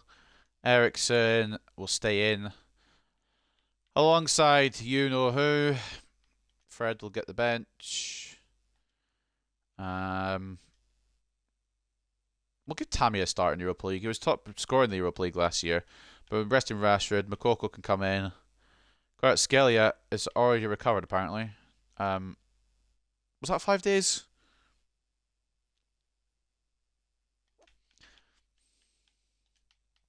And Alanga off the right with Diallo on the bench.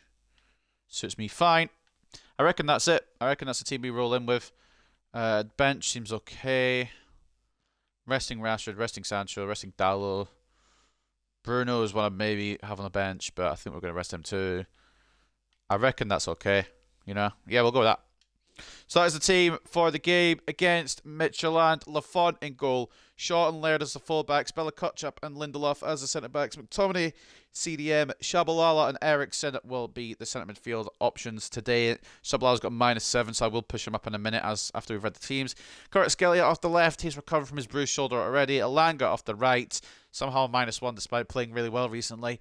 And Tammy Abraham up top because he was a killer in the Europa League last year. It hasn't been able to find that this year because he hasn't really played. So I want to see what his level is this year. We'll push Shabalala up a little bit, maybe not as much as that, probably around here. And we'll go into it. Against FC Midtjylland, should be 3 more points. We'll keep an eye on the other game between Legia and Trabzonspor. But realistically, all we have to do is win, that'll be fine. We'll keep the kits. I don't know why it's gone to that. And we'll go into this game, hopefully with a win. McTominay is captain, by the way, for the day. Let's get into it.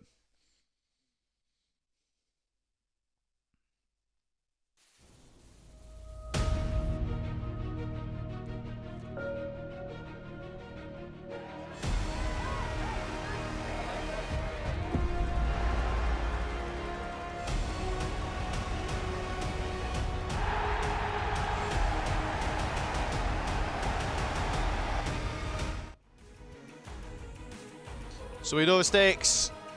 A win here today will see us through. Of course, we still want to go for the full 18 points.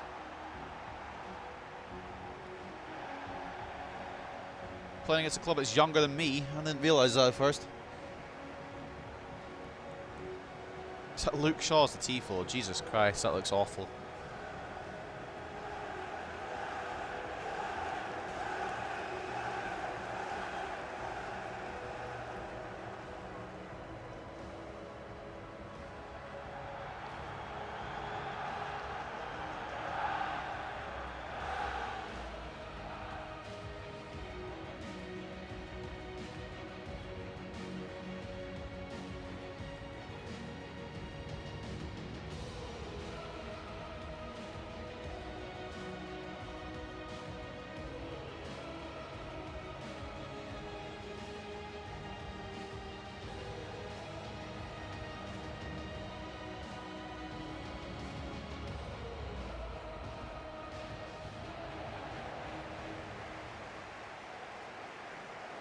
Well, that is a side. It's very rotated. I want to give Tammy a chance in the Europa League. He's not had his chance yet. He was joint top scorer last year in the Europa League. So he gets his nod today. As for everyone else, they're just getting a bit more game time under their belts.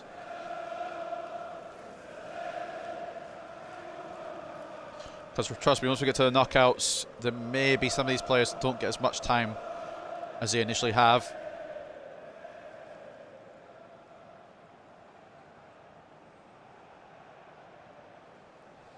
It's funny how there's more capable youth players at this club, and yet I'm always using Shabalala and never any of the other ones.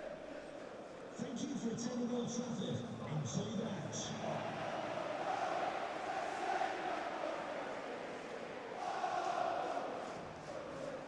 I say more capable. What I really mean is higher rated. But like, we know Shabalala's capable at this level. We've seen it time and time again.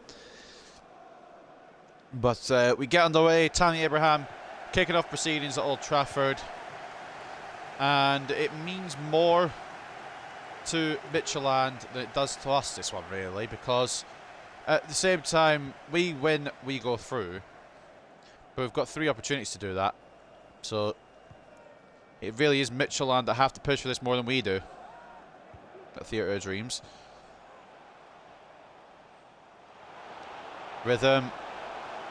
Down the wing. Try to find a ball in. Good tackle. Langa got caught there. It is a throw. It was a clean tackle, to be fair. I'm not complaining about the tackle, but quite a mad tackle. Laird. Tammy. Back into Laird. Couldn't find a touch there. Believe he's offside anyway. The young right back. 1-2 was on. Barely offside though. It's marginal. It is offside, don't get me wrong, but it's marginal.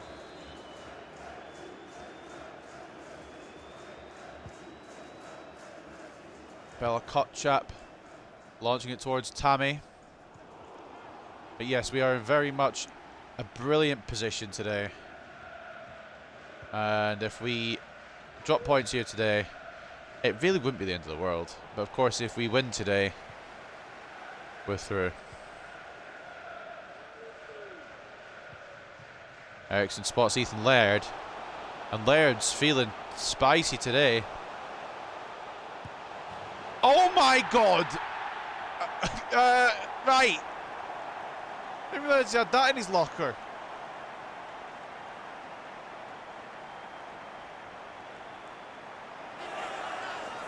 I expected him to cut in and play it off. That's what I was going to do. But then Tammy Abraham was, I think it's either Abraham or Shabalala running in there, was marked. It was neither of them, actually. I think it was Alanga running in. Either way, there was a run in, and they were marked, and Laird said, all right, I'll take it on myself then, and fucking hell.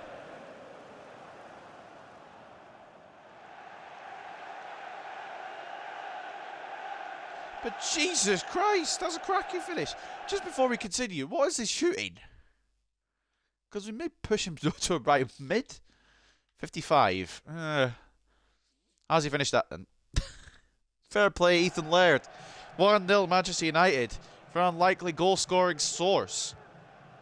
A cracking finish as well. By no means a bad finish. Just wasn't what I was planning to do. I was planning to play it off to either Alanga or whoever was there. Alanga or their nearest offer. Ericsson tries to knock it to Scalia, but it was very obvious what to do there. It's caught by Midtjylland. But Jesus Christ, fair play. Put my faith in Laird, and he's immediately responded. It's an offside call against Midtjylland there. Bella Kotchap moving just far enough forward. Oh, that might not even be offside, you know. The ref's giving it, and the game's giving it, so can't change it now. Bella Kotchap to Lafont. Not really wanted the free kick to go. It was aiming for Luke Shaw, but it's fine. We play the ball around like we have for the other 270 minutes of Europa League football we played. Play it around the teams. Like child's play, really. A trophy we should have won last year and not been in again this year, but sometimes you always get what you want. Who was that sliding in with a shot? Was that Anthony Alanga? It was a good play. Chabalala won it back and played it off to number 36. Tried to slide into it, shot on it, could have been 2, but good save. Denies a second for Manchester United. I'm starting to think it's been a little bit easy this episode, but we haven't exactly had challenging opponents. West Ham's probably been the most challenging opponent. I think Bournemouth were better than them. It's defended again. Kvaratskhelia, I think, headed it. It's come off of number 2 though for Midtjylland. It could have ended up in his own net if he wasn't careful. But we'll take the corner again.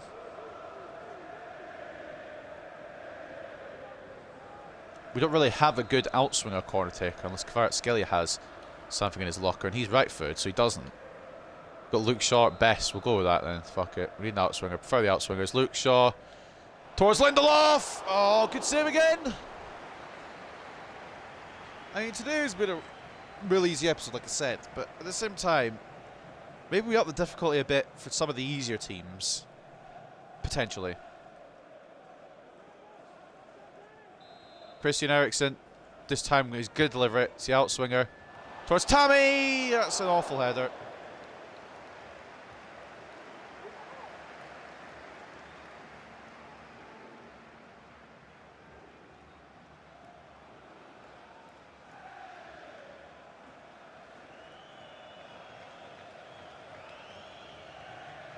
Quite run-of-the-mill from Manchester United, dominant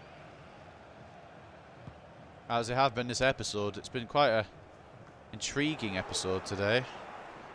Felt a lot different than last episode. Last episode felt a lot more difficult to try and get results out of. This one is a lot easier. Chabalala tried to lob it over, but it took a second too long.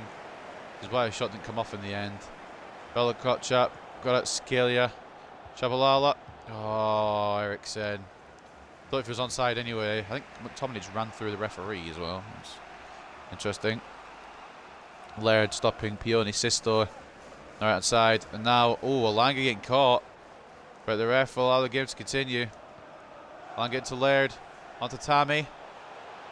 One more perhaps to Eriksen. And it's class play from a class team. And it's Christian Eriksen that will give us a second here. And it could get ugly.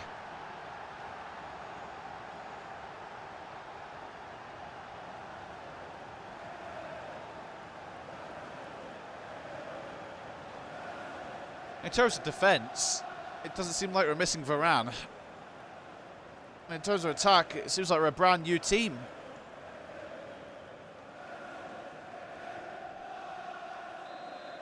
Granted, like I said, the teams today have not maybe been top quality besides West Ham, who are top of the league, and we played them off the park at their own stadium.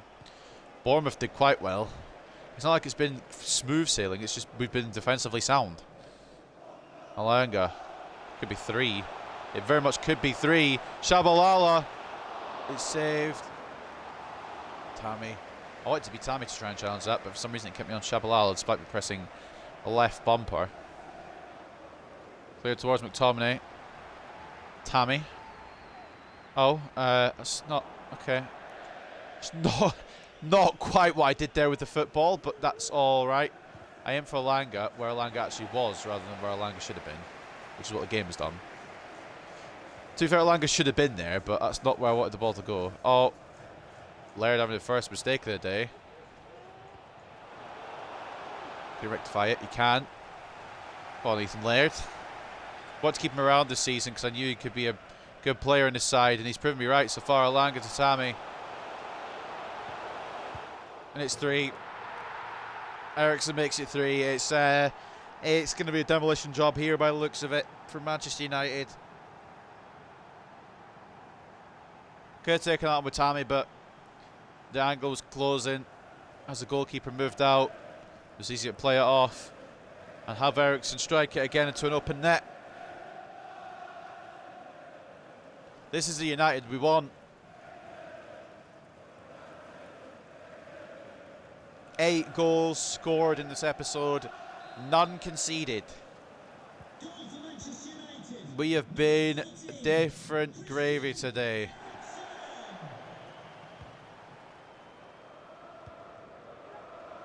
It's been a bit of a, I'll say it before, I'll say it again probably before the end of the episode. The teams we played against aren't really top quality so far today, But that's beside the point. We have been top quality. Tammy has tripped over the ball when I tried to lob Lursol there. That's not what we want through number 9. But otherwise, he's had 2 assists today, so he's been alright.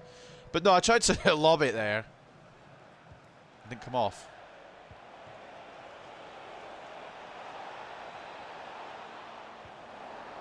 Chap. I thought it might have been a foul there, but it's been tackled for a goal kick. Eriksen's been good today, but he's also had him set up on a plate for him both times by Tammy Abraham.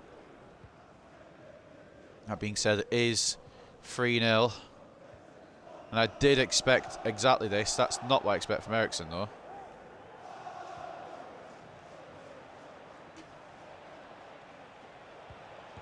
That's poor judgment there, but it's an awful shot on Lafont. We'll get that with no problem.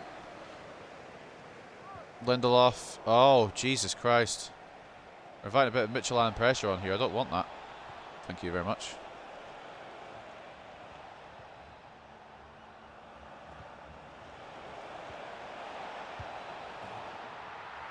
And there's an unlikely Midtjylland goal. I thought I closed it down, but apparently they managed to sneak it through somehow. And they get one back. Fair play. There's going to be a goal today at some point that was put in our net. I didn't expect it to be Midtjylland to be the ones to get it. I don't know what happened with Bella Kotchap there, actually, because I thought I'd placed myself in front of the number 74. He's kept running. Okay.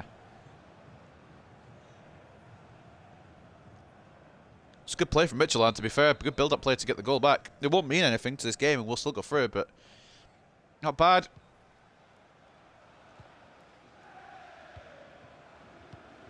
Oh, interception for Paulinho before it gets to Olanga. 3-1 so far. Probably will remain that way heading into the break. Midtjylland really wants to come back into this. Pione Sisto pressing his Danish counterpart there. Olanga. Back to Eriksen. Tammy. It's not enough in the shot. He's been underwhelming today in terms of shooting. In terms of creation, he's done a good job, though, so I'm not complaining too much. 2 assists from Tammy. And 2 goals from Christian Eriksen. We also had the early one, who was scored by Laird. I couldn't remember who it was. And rightfully so, because why the fuck is Laird on the score sheet? That was mental the way he took his goal. May need now look back at that goal at the end of the game. But 3-1 lead so far will probably see us comfortably through. Club Brugge drawing 1-1 with Helsinki. Newcastle leading Braga 1-0. Apoel leading Lyon 1-0. Ajax leading Celtic 1-0. Trabzonspor leading Legia Warsaw 1-0. AZ Alkmaar 1-0 down to Basel. And 1-0 to Milan over Slavia Prague. Take a look at the half-time stats. 7:59 to 41. 11 shots to 2. 4.4 expected goals to 0.8. The only stat that's surprising there is the 1 on the Midtjylland side.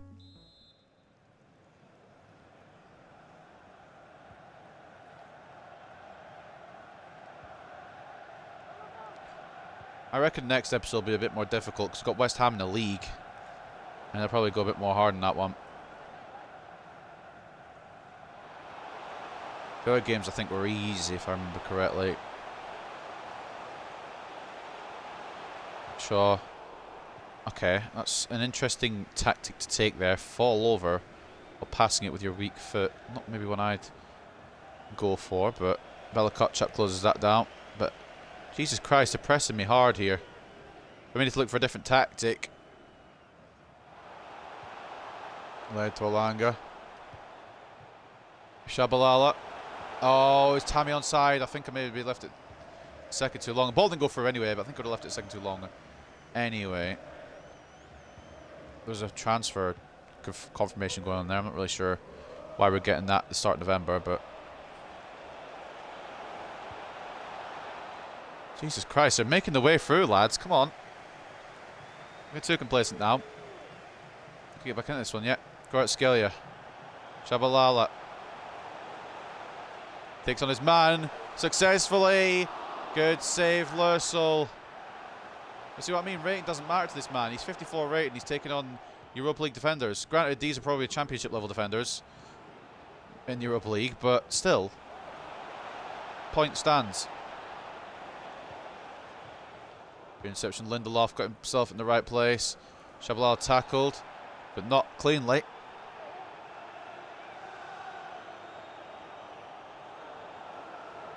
Christian Eriksen having a good game today, but like you said, most of that is because of Tammy. He was solid as well otherwise, despite the brace. McTominay to Christian Eriksen. Spots Alanga. Back to the Danish number 14. Into Shabalala. Oh, one more. Oh, Kvaratskhelia asked for it and didn't do anything with it. Eriksen from range. Saved by Lörsel. We're going to make some changes. And one of them probably should be Eriksen, but it's not going to be. Could be Diallo for Alanga for just now, and I think that's actually it for just now as well. I should bring off Eriksen, but we're probably going to go two-striker and start Bruno against Burnley, so don't know yet.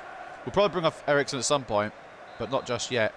It will be the number 14 to take the corner. In swinger for a change towards Tammy. It's not going to make it to him. Kvaratskhelia. Edge of the box to Jabu! Good save, Lörsel, but good shot from range. I think we have to keep this man around now. Whatever his rating is, I think we'll just have to keep going with it.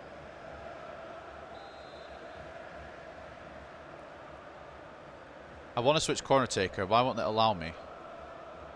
Okay, there's no switch corner taker option. I wanted to have Luke Shaw on that one, but that's okay. Shabalala again! It's blocked. You know, if you don't try. Eriksen, is he onside? Oh, he may be on for a hat-trick there. Oh! Yeah, I'll try and knock it through for Eriksen's hat-trick. I'm not trying to get Eriksen's hat-trick. He just keeps getting himself into the right situations.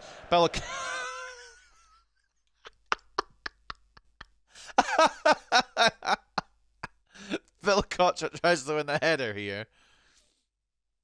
I mean, to be fair, he has won the header. He's been launched. He's landed on his head. Oh my... Mate. Look at Belkocha's face. He's like, ah. And watch his... Where's his... Alright, I need a better angle on this.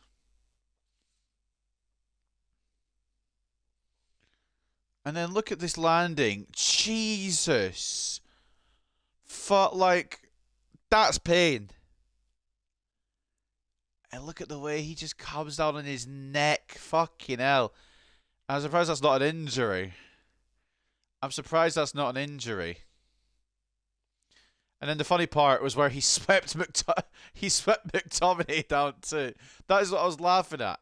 But the fucking neck injury, Jesus Christ. Oh my. That was right on his neck. That didn't look very nice, a Bellecote chap, to be honest.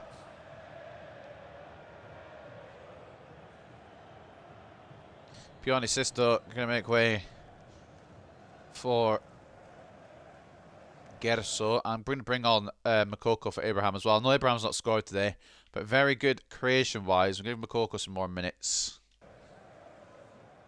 Substitution for Manchester United. Coming off the pitch, number 9, Tammy Abraham. Also considering bringing on Bellecote chap. Or bringing off Bellecote chap because, of course, he did just land on his neck, but thankfully it hasn't meant anything for his injury status. That could have been a lot worse.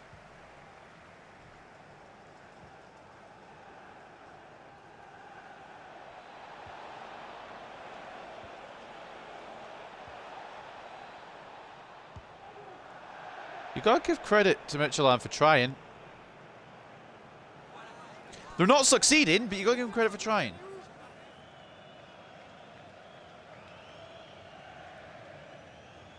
It's not like they've just sat back and rolled over. This second half, they've tried to come back into it a bit more. They got the late consolation first half to try and get back into it. They've still got time to get back into it.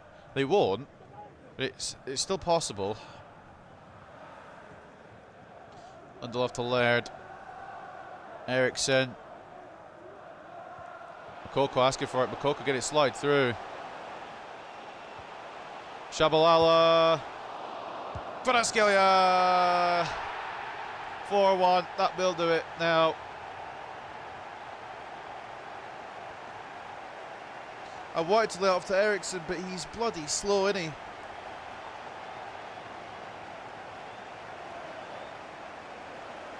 Shabalala's shot saved straight to the path of Kavic and Kvaratskhelia, and he's not going to miss them. And if he does, he's not in the team anymore. We're going to make our remaining change. Not anymore after this, I don't think, unless absolutely necessary. Fred will come on for Ericsson now.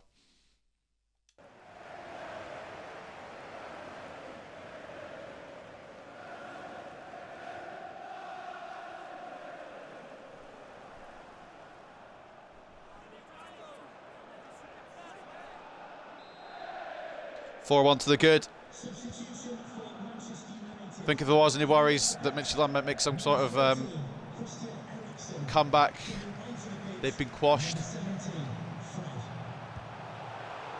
Oh, it could have been 5 as well. Shabalala just past the post.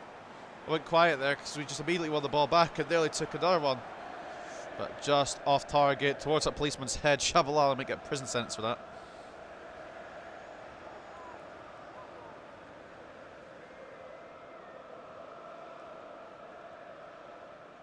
I think it's more towards the fan's head than the policeman's head, but still, wouldn't have been a good ending. 7 shots to 1. Shabalala's had 7 today, hasn't put the ball in the back of the net, to be fair. And Charles only had 1 for Midtjylland. Shabalala knocking it back off to Kvaratskhelia. Shabalala there again. Try to find Makoko. Does win the ball back. Gotta love his commitment. Playing for the badge is Shabalala. And McTominay tried to slide one in. A bit more power would have been nice, but it's alright, end of the world.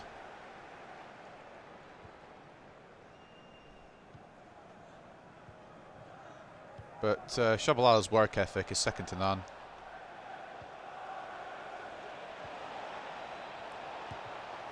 Nearly scored 2 there. Did Midtjylland. It was good play.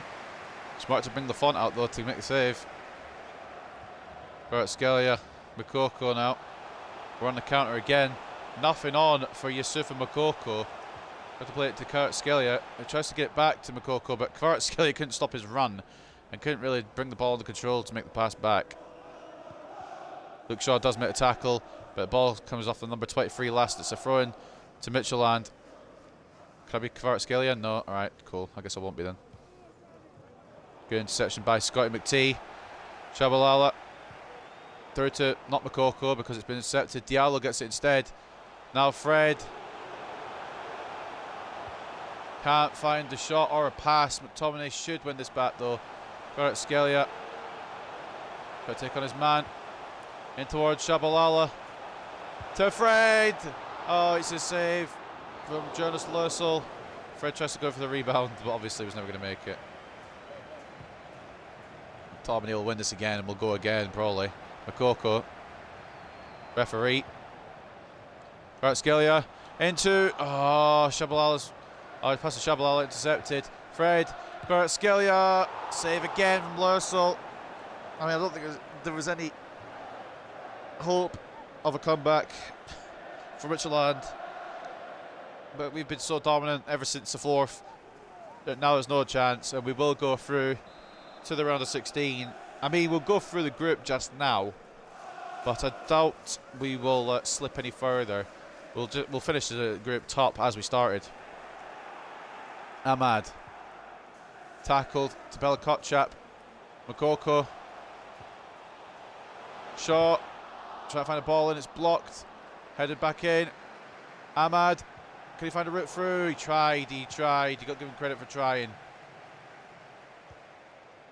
3 minutes of added time, not going to be required because we've already won, but respect it anyway. Lindelof winning the ball back. Shabalala finds Kvaratskhelia.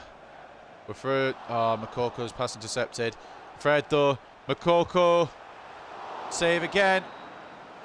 But we're not going to get the corner because, of course, it wouldn't make a difference to the result. A 4-1 win at Old Trafford means that we will qualify for the Europa League knockout rounds. Whether we go to the preliminary round or the round of 16, we don't know yet.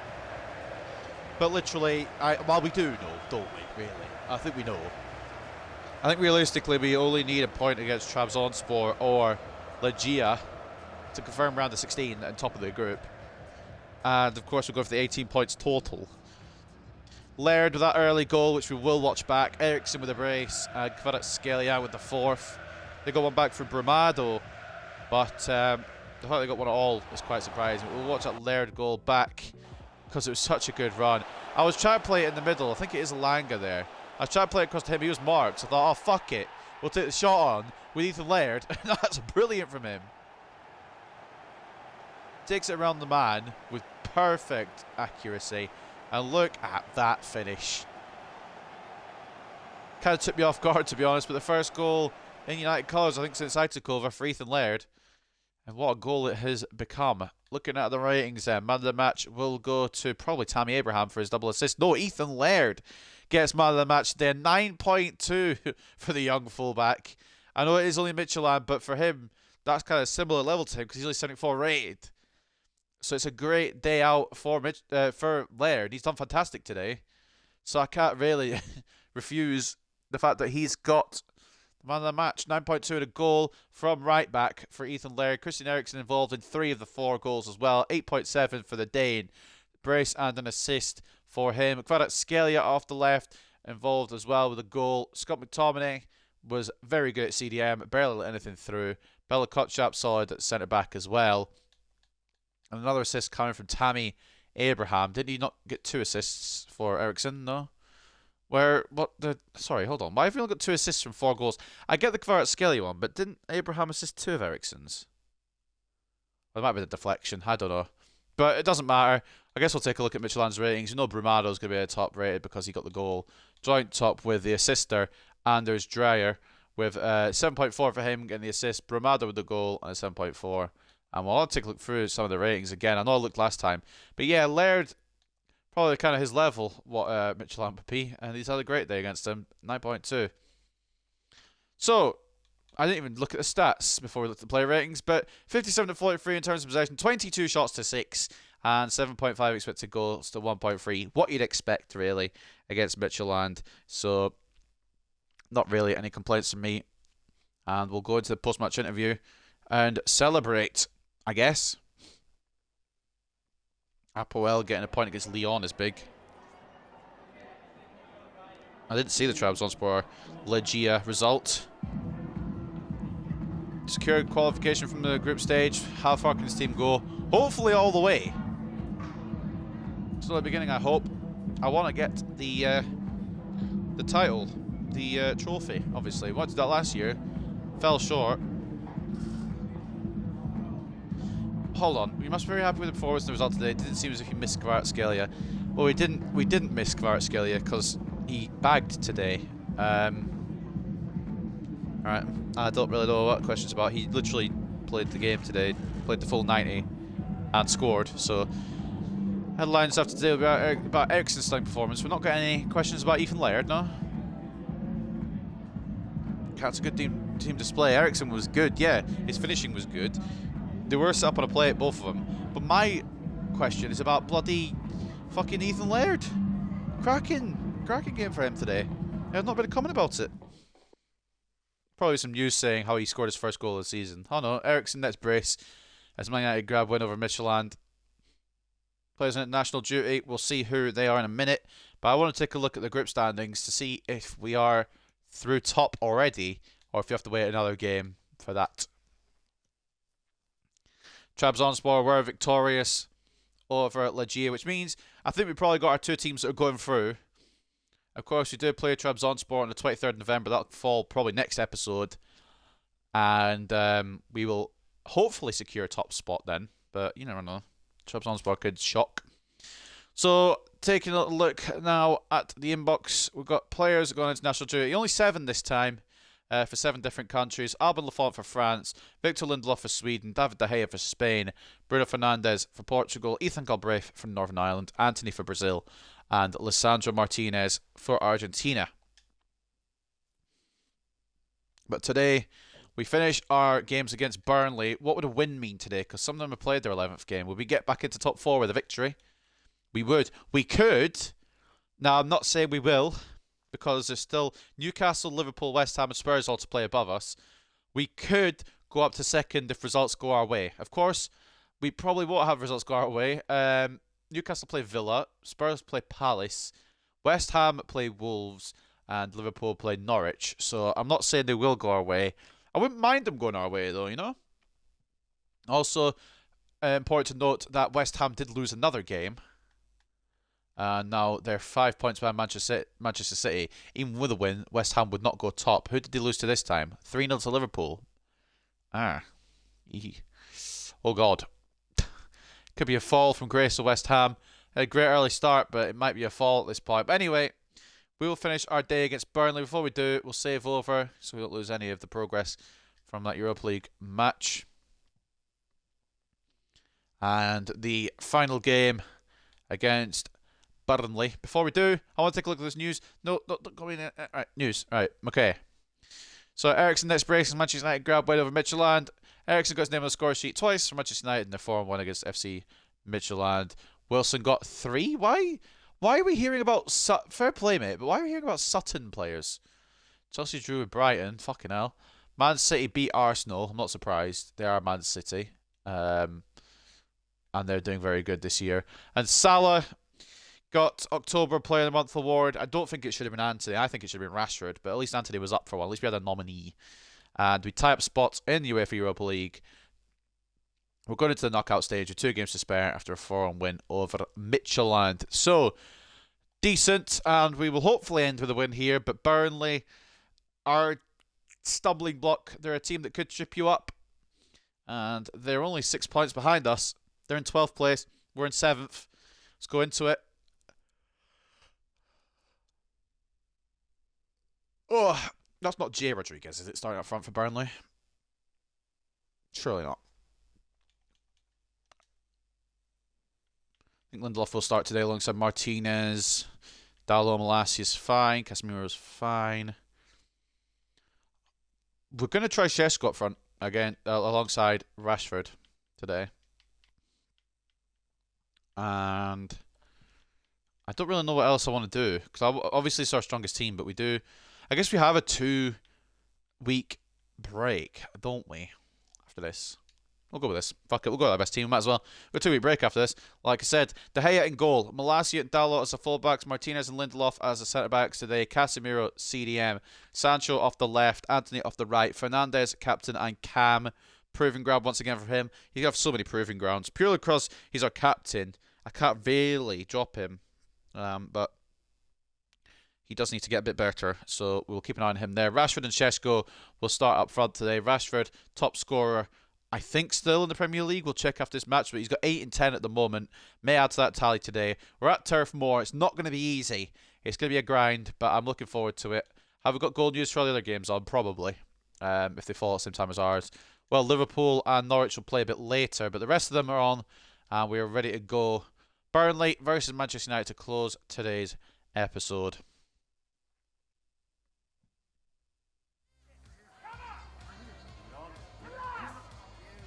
It is Jay Rodriguez. 4 goals in 3 games as well. Fucking hell, what's going on?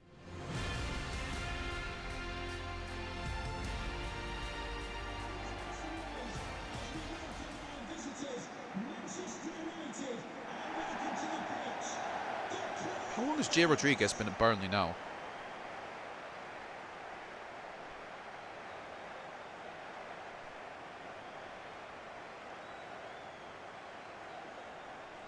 Oh, he left. Oh, yeah, he left Burnley and then went back, didn't he?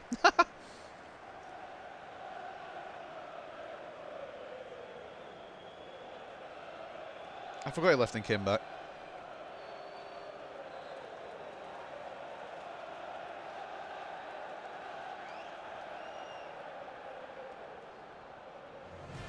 Either way, this could be the bogey team for today. If it wasn't Bournemouth, it could be Burnley. They do have Mitchell Bakker as left back as well. He's a good little left back. Some decent signings, to be fair. In fact, I still got Jay Rodriguez at striker is a bit mental. We did sell them Phil Jones. I forgot about that. He's not even starting at Burnley.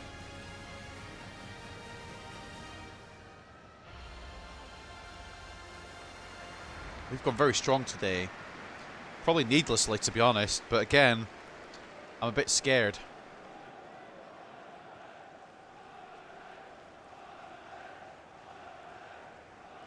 Of course, as we're fully aware, it's not a 4-1-1-1-3. It's a 4-1-3-2, but the game doesn't want to admit it.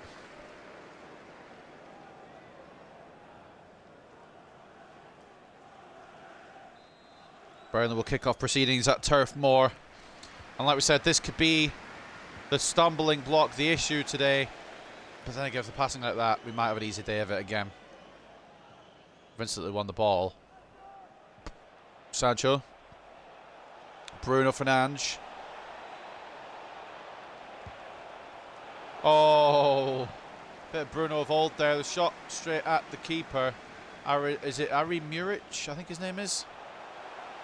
Former Man City Academy player, I believe, if I remember correctly. Costello tried to take on Malassi there. It's not going to be that easy, fella.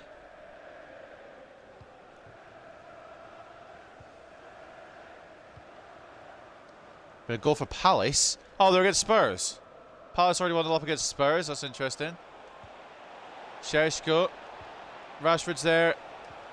Sancho. Oh, it was good passing. I wonder if I should just take the shot with Rashford, but he was getting closed down, I think. Tried to pass it on one more. Sancho shoots it straight at Muric, who's going to be difficult to beat as well. For long enough, we had to fucking face Nick Pope when it was Burnley, and now we've got to face bloody Ari Muric. Another good save. Top scoring team in the league. You saw it there real quick, I think. 22 goals from 10 games from Manchester United. Top scoring team at the gates. Which is not what happened last year, but it seems to be going well this year in terms of scoring exploits, and we hope to continue that. Bruno going to deliver it towards Licha. It's going to fall to Dalot. A bit scrappy, but it's what we needed. Diogo Dalot been very good this season so far. He gets his first goal. What is it with right backs scoring goals today? Laird last game, and then Dalot this one. I think he's flicked on by Martinez. And it's Dalot who will take that all day long. Very lucky, actually, to find the back of the net. Should have been blocked, arguably, by Barbosa. Or saved by Muric. But I'm not complaining. It's a good finish. And it's 1-0. Our number 20.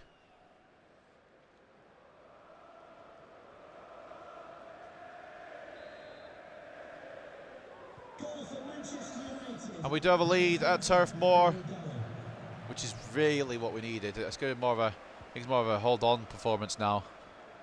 Hold on to hope. We're going to go defensive.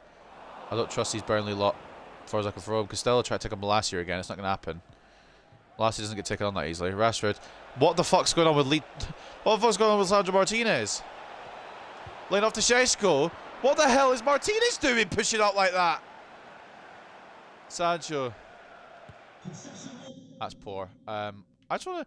What fucking tactics do I have on defensive Martinez?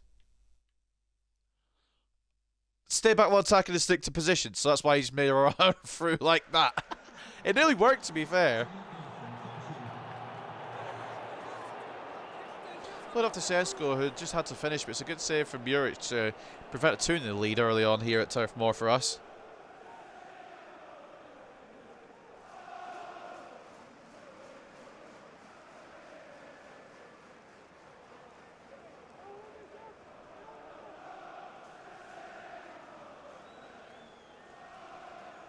Ari Muric to launch it up the pitch. Casemiro wins the header. And we go again. It's been a lot of attacking this episode. Maybe we do need to admit that. I don't really want to do a difficulty, because I'll say maybe we need to put a difficulty up. And then we'll lose the next game. So it's just silly. Casemiro. Well, we've not had the Casemiro screamer yet. It's coming. It'll happen.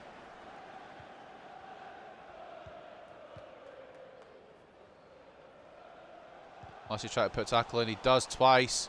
Apparently it's a foul somewhere, I'm not really sure why. West Ham, I believe, scored as well.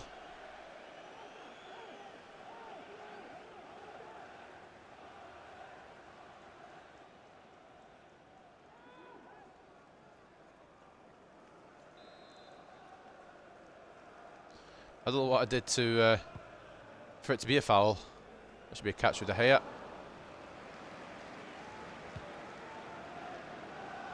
No chase to be made. Harry Muric coming out to meet it. Casemiro doesn't win the head. Or did he win the head? I can't really tell. Either way, it's not going to a United player. Puts his foot on the ball there. Doesn't win the tackle either, so who knows. And a try from range. I think it was Kvaratskhelia, but De Gea had it covered.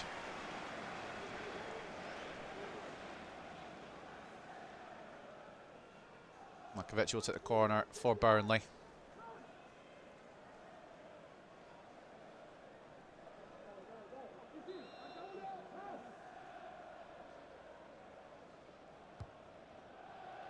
Dalot headed away initially,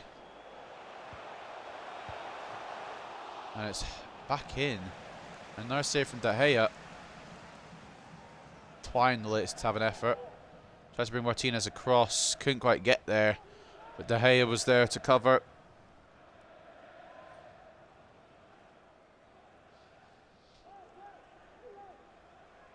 Corner again for Burnley. Campagna going to take it from this side. Burnley like they're out swinging corners too, it seems. Jay Rodriguez the target. It's going to be away. And now a counter with Marcus Rashford. Anthony's there. And it's obvious what we need to do here. Not get tackled, but that's a cracking tackle from the defender. Anthony got caught up, and whoever that defender is deserves a fucking raise after that tackle. Šeško to Sancho. And that's a bit better. Still just wide. But he's still trying. A bit better from Sancho there. Could have maybe played it off to Anthony, to be honest, but I saw that corner. They said hello and I said hi, but we didn't meet each other. Too close. Have a full-on conversation with that corner there. Hernandez wins the header. I like how 90% of the time those goal kicks will win the header off of. I'm not opposed to that. Sancho out to Malacia. In to Rashford. Could Šeško be found here? Not on this occasion. Rashford can't keep it in either. It bobbled away from him. A goal kick for Burnley. Here's the goal again. A bit lucky to have scored it. But by no means am I complaining about it. I'm happy to have scored it.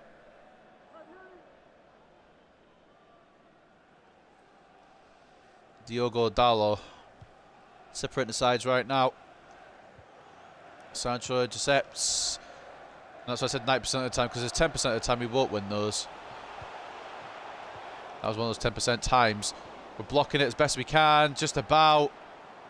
Oh God, I thought for a second there we fucked it. But Malacia, and I believe it was Martinez. It might have been Lindelof.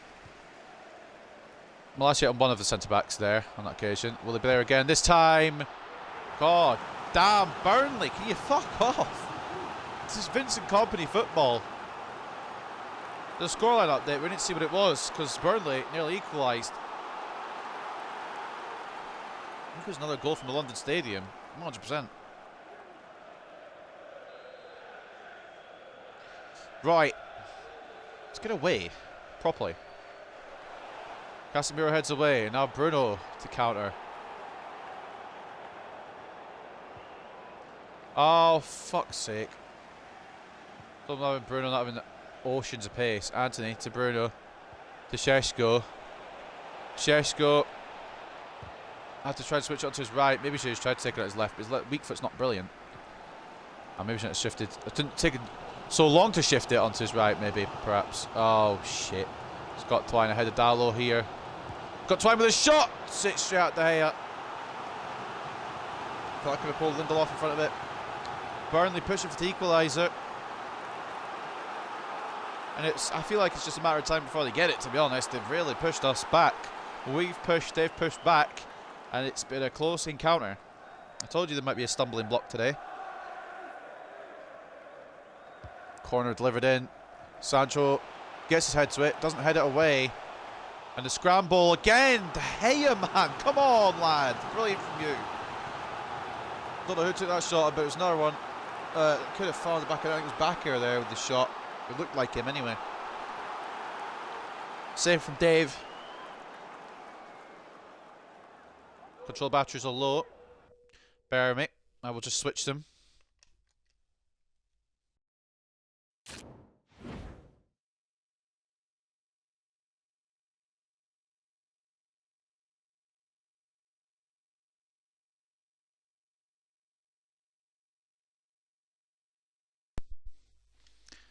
I'd rather have control over when my batteries die and change them myself rather than have it being like a mid-attacking scenario that I can't control.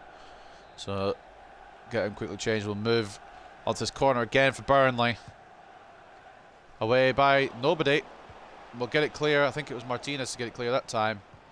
Just getting out of that situation. I hate those situations. Good. Tackled by Bruno Fernandes. Can Sancho make the run? He can. Can we find him with it? We can. And there's the goal that Sancho's been looking for. And it's 2-0. Probably not the correct result. Probably not the correct result at all. But we do take a 2-0 lead. Sancho's tried a couple of them this game. This one is the one that finds the back of the net. Past Muric. And Turf Moor silenced as we take a 2-0 lead. The battery change has done well for Sancho. 2-0 now. It shouldn't probably be 2-0. But I don't really care. Dallo once again there.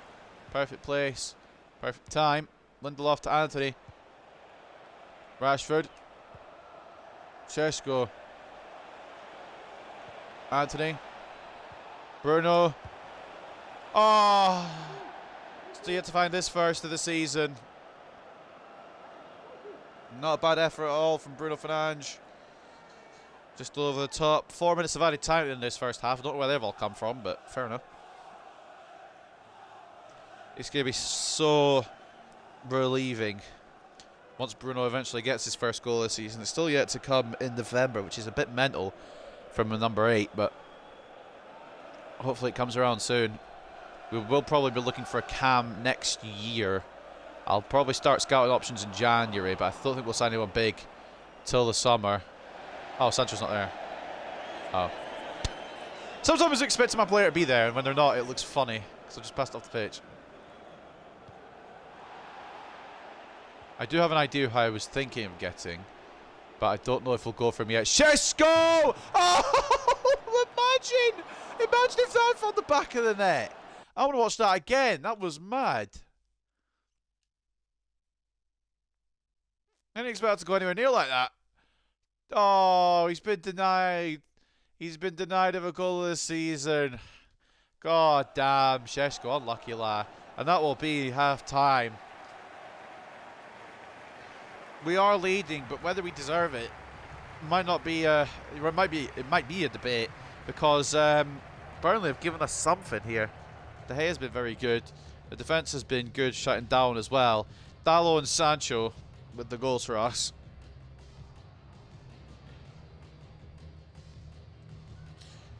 Burnley haven't been sitting back and just letting us go at them.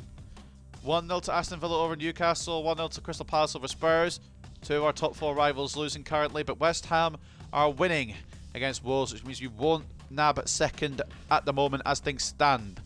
2-1 over Wolves. Norwich and Liverpool will play later.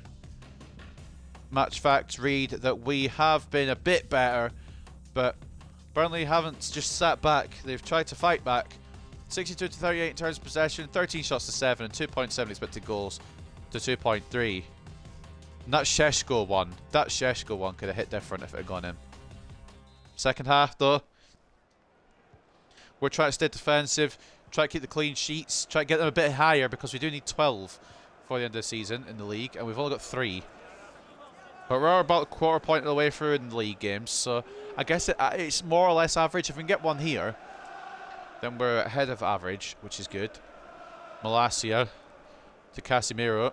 That's not what I wanted to do, but we do win it back just about. Was trying to get it to Fernandes the first time. It has worked this time. Back to Casemiro, who's taken a stupid touch. Can't get the ball back. Those touches are going to be a death for me. Costello versus Malacia. Costello yet to win that battle yet today.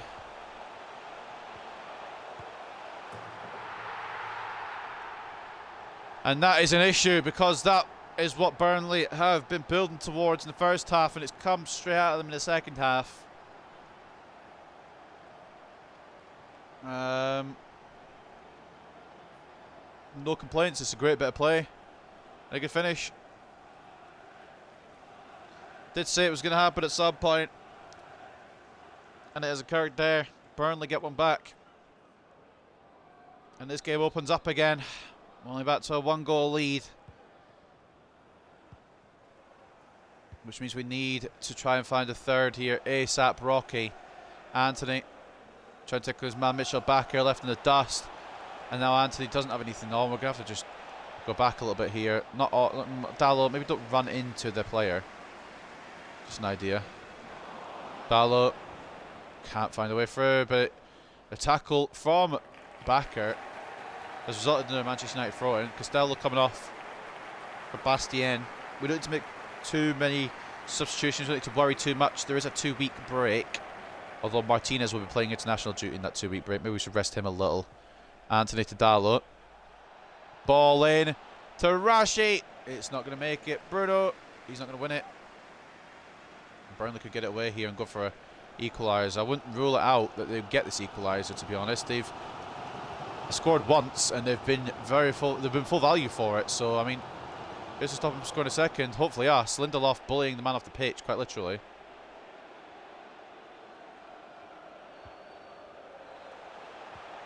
Lindelof was out of position for some reason, but it's a good block from Martinez. I know what the reason was, but I was hoping he'd go back into position normally. He wasn't back when I wanted him to be.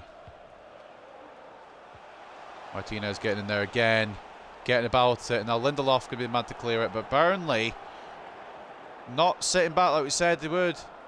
Or we said they wouldn't. I don't know what I'm trying to say, but basically they're scaring me a little bit. Good tackle by Casemiro. Malacia. Now Sancho. Rashford. We try to find Sancho again here. These runs from Sancho have really opened up his career as a whole. Bruno. Oh, it's saved by Ari Muric. We're going to bring on Bella Kotchap. Just a bit of freshness, bit of pace at the back as well. I think that's what we need. Lindelof's been good today, but Bella Kotchap might be able to see this one out a bit better, especially in this kind of situation. Corner is going to be taken by Anthony because we like the outswingers, remember. Anthony to deliver towards Casemiro. Tried to knock it on, he didn't even win it.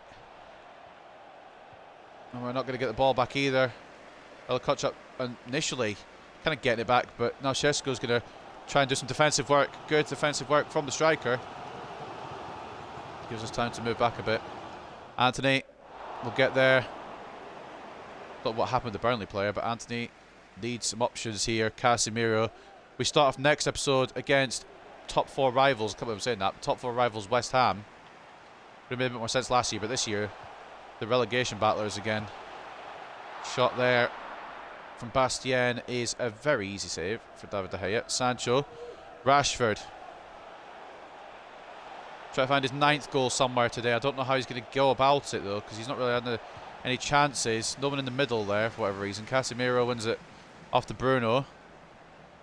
Back to Casemiro. Bruno. Out to Sancho. Can he deliver something in towards Benjamin Šeško? Decent header, but Muric right there. I think it was smart starting Šeško today. He's had a decent game of it. Hasn't scored, but okay, right. Don't know why he doesn't want to do what I want to do. I want to bring Šeško back there to play it off to the edge, and he just doesn't move. Paquetá makes it 3-2 to West Ham. Jesus Christ. Header away, just about, by Leacher, and we'll get it gone. We don't want to concede to Burnley, especially if the other teams are losing, like Newcastle and Spurs. We want to try and finish this episode in 4, for at least top 4. Bruno Fernandes. Oh, it's a good save again. We're going to bring on Tammy. Šeško's had a decent day. We're going to bring on Tammy. Not a bad day from the young striker. Almost a goal of the season. Inches off being goal of the season. Bruno Fernandes to deliver it towards Dallo again for his 2nd of the day. Not going to fall for him. And it's going to be a free kick as well, I think, for Burnley. Didn't see an advantage there. And the free kick has been given. I think Dallo got a little bit too aggressive, trying to find a shot there through the crowd. Ari Muric going to be able to take this one on. Try and find Bastien. It's going to be intercepted by Malacia, hopefully.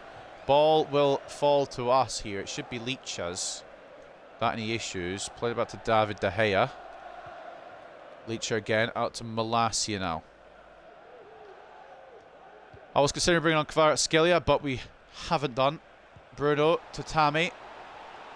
Back to Bruno. Oh, it's saved again. It's punched away as far as Rashford. We're not going to win it. Sancho will, though, and play it to the wrong player because it was meant to be for Anthony. I mean, it's still time for Burnley to create something here. I'm not surprised if they do. Been decent. Dallow's been nutmegged, and it's now looking up to Martinez. Good tackle by Malacia to close down Bastien. That was class. Sancho. Rashford. Oh, Bruno, make the move, man. Make the move. You've been decent today as well. Leacher closes it down. Dallo loses it. Lissandro Martinez closes it down again. If we didn't have a fucking defender the caliber of Martinez, fucking hell, we'd be in the mud. All right. Anthony. I know Aaron's making a run down the wing, but we don't need him to make a run down the wing. He's made the run in the middle. Bruno. Casemiro to Clark. One. Oh, what? Not long left now, though. Will it be a late bit of drama here at Turf Moor? Bloody hope not. Don't need it. Good save from De Gea at his near post. It will be a corner, Burnley. Oh, the fans gearing up here at Turf Moor. Jay Rodriguez going to make way for Darko Churlinov. Don't know who he is. Might be Burnley's saviour, the way it's going here. No run up the pitch from the Burnley goalkeeper. It's headed away by Sancho. Not fully away, though. Shot saved by De Gea again. Boys, moments left. Campagna going to deliver this one in with seconds to go. We're going to find out the extent of the injury time momentarily as well. What will the minutes be? Just 4 minutes to see this one out, fellas. Sancho heads away. Bruno, can we counter off of this? Bruno try to get to Rashford. It's not going to happen. I think someone on the Burnley side got a foot in. Oh my God. Live flashing before my eyes. I think it's Churlinov, the latest effort. Just over the top. I don't think De Gea got fingertips to it. He's going to try and clark this up the pitch, I think, from goal. A long-range goal kick. We've got the advantage now. The ball being in our possession. Still 2 minutes to go. De Gea going to launch it towards Tammy, who will hopefully win the header. Does. Anthony. Oh, fuck off. Oh, I'm feeling that. I'm feeling what's going to happen here now, yeah. Good save by De Gea again. What's going on? Like, why Anthony's been poor again today. He seems to be on and off. Today's been off. Bella Kotchap was poor from me committing him, but last chance saloon for Burnley. Ball in towards Dallo. It's cleared by him. Burnley will get one more chance to build something up here. Block. Oh, thank God. I thought we were going to get in our corner then, but the ref has decided to go for the final whistle instead. That could have been a whole lot different. That could have been a whole lot different. And in the end, it's just about seen out by us. But Burnley, towards the end, they're really giving us the business. And it could have been a different scoreline. A 2-1 victory, but Jesus Christ, that was not easy. We have to bear that in mind when they come to us at Old Trafford. That was absolutely not easy at all. I knew Burnley were going to be a tough test in their own ground. And thank God we had the 2-goal lead. Just on the off chance, because they did get one back. And they could have nearly had another back as well. Just wasn't quite the day for them today. And thank God it was the day for us, because it was a very close, contested game. 59-41 in terms of possession. 18 shots to 15. And 4.5 expected goals to 3.8. Man of the match goes to Jadon Sancho off the left today. Class from him. He had a couple of early shots in the first half that didn't quite land, but as the game went on, he got better. And a goal, a deserved goal as well, I should say, from our number 7. Well, he's not number 7 anymore, is he? He's number 25. Our number 7 is Shabalala. But 8.8 for Jadon Sancho. Malacia with an 8.7. Diogo Dalot 7.9 and a goal as well from right back.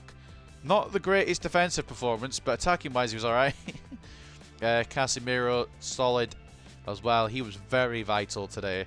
De Gea very vital as well. 10 shots on his goal, 9 saves. It could have easily been an equaliser somewhere for Burnley. Bear with me, I'm about to sneeze.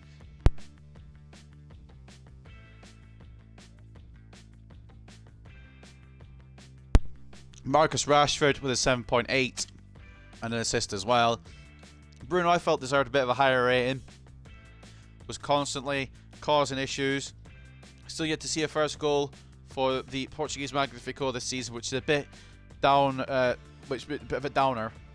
But he did get an assist today, another assist to add to his collection, 7.3. And then the subs that came on didn't need to do much. At least Shesko deserved a bit higher as well. And he almost had a goal, a season contender. If we can see that shot again, I'll take a look at it. But depends if it's gone to the highlights. Kvetchi was their best player, but they had a couple of problem players in that side. Kvetchi with the goal though, 8.4. Mitchell Bakker, he's a good little signing. 7.7 today. Arinyet Muric as well, a good goalkeeper. 12 shots in this goal, 10 saves. It was a day for the goalkeepers today. Scott Twine causing issues off the left. Jay Rodriguez with an assist and a 7.5. And some of these other players, a bit annoying. Barbosa is a regen. Maybe take a look at him. And they tried everything, tried to throw everything for an equaliser. In the end, they didn't bring on Phil Jones, and that was the issue, really. Just about squeezing past Burnley. What are the other results? I reckon Newcastle and Spurs have both turned it around. Point each, which means we'll overtake them both. But I don't know where that'll put us at the end of the day. Because it depends on Liverpool. West Ham did win. I think we should be top 4 to end the episode today, if my maths is correct. Even if Liverpool do win. But, oh god, it was scrappy. We had enough chances, but it was very scrappy. Towards the end. Burnley gave us more than what I thought they would. I knew they were going to be alright, but didn't think they would fucking push us that hard. I thought we'd take the 3 points still, but... Oh boy. I thought we were... maybe the boys just ran out of legs. Maybe should have made a couple more changes. I know there's a 2-week break, but maybe we should have done it.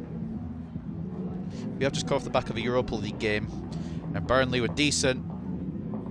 Kvetchi's quite good as well. But we managed to hold on. And I think in the end we coped very well, especially with De Gea. And the back 4. And Casemiro has to get shout out as well. The fact that we've got Casemiro really fucking helps. So we've got a big gap now between now and next game. So we'll just advance all the way along through November. Our next game, as we know, will be against West Ham. Armel Bellicott chap coming in with a message. He wants a match against West Ham. I mean, if he's asking for it, I'll probably give him it, to be honest. Varane's still not back, is he? How long does Varane have left? We'll check actually when we get into the squad hub part of the outro here. Taking a look at the standings then. We finished today 5th, so my maths isn't on. How have we finished today 5th? Oh, because Newcastle were on 22, weren't they? Never mind. Yeah, no, it makes more sense. Yeah, it took a second there to tick in my head, but it does make a bit more sense. Man City sit top still, unbeaten, and a few points clear now, or 2 points clear of Liverpool, Newcastle, and West Ham. We are in 5th on 22, so we're still very much in the conversation for a top 4 and a title race. But top 4 obviously is the first goal. Anything better than that would be gratefully received, but I don't see it happening. Spurs in 6th, Chelsea 7th, Arsenal 8th. As we read down the table, relegation zone currently consists of Leeds, Brighton, and Watford. Norwich hanging just above. What happened in the... I'm guessing Liverpool won then in their game. Yeah, 3-1 Liverpool. Okay, right, makes sense. So we overtook Spurs. We didn't overtake Newcastle because they were already 2 points ahead of us. I forgot about that. Or 3 points ahead of us, even. So that makes sense. West Ham did win their game, and Liverpool... Yeah, okay. You know what? All adds up. So fair play. Up next is Man City and Chelsea as well. Ooh, if Chelsea could get points there, that'd be great. Slow down the leaders a bit.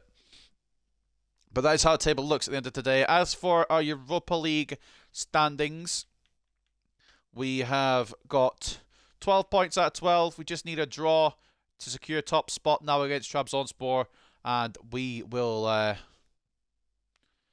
see ourselves go into the round of 16. We'll take a look at the other groups as well. Milan and Basel are looking like they're going to be through. Milan have already secured qualification. Lyon have pretty much secured it as well. There's still an outside chance that they could fall out, but I doubt it. Ajax look like they're going to go through as well. Celtic have lost 4 in a row. Newcastle will probably go through as well. In fact, Newcastle have secured top spot in their group. Club Brugge will probably go through as well.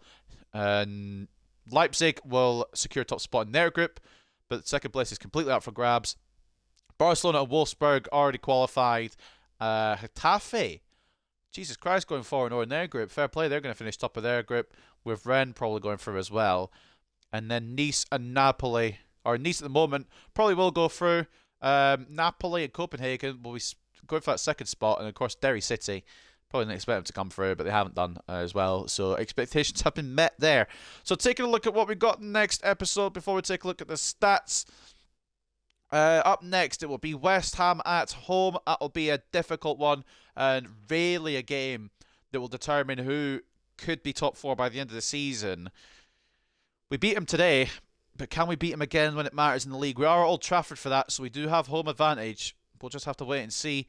We then face Trabzonspor away in Turkey, which should be our 5th win and our 5th match day in the Europa League. But stranger things have happened. We'll then have Norwich away at Carrow Road. That could be another stumbling block. I hope not, but it could be. You just never know. And then we'll finish off the episode against Everton at Old Trafford. Hopefully a win there. But again, we stumbled against some of the lower teams last year. Who knows? And then December is going to be chocker full of matches. I believe we have scheduled at the moment 9 matches to go through in December, because we've got Spurs, Legia, Newcastle, Leicester, Brighton, Spurs again, Watford, Crystal Palace, and Villa. So it's going to be a hard month, especially with the defensive issues we have.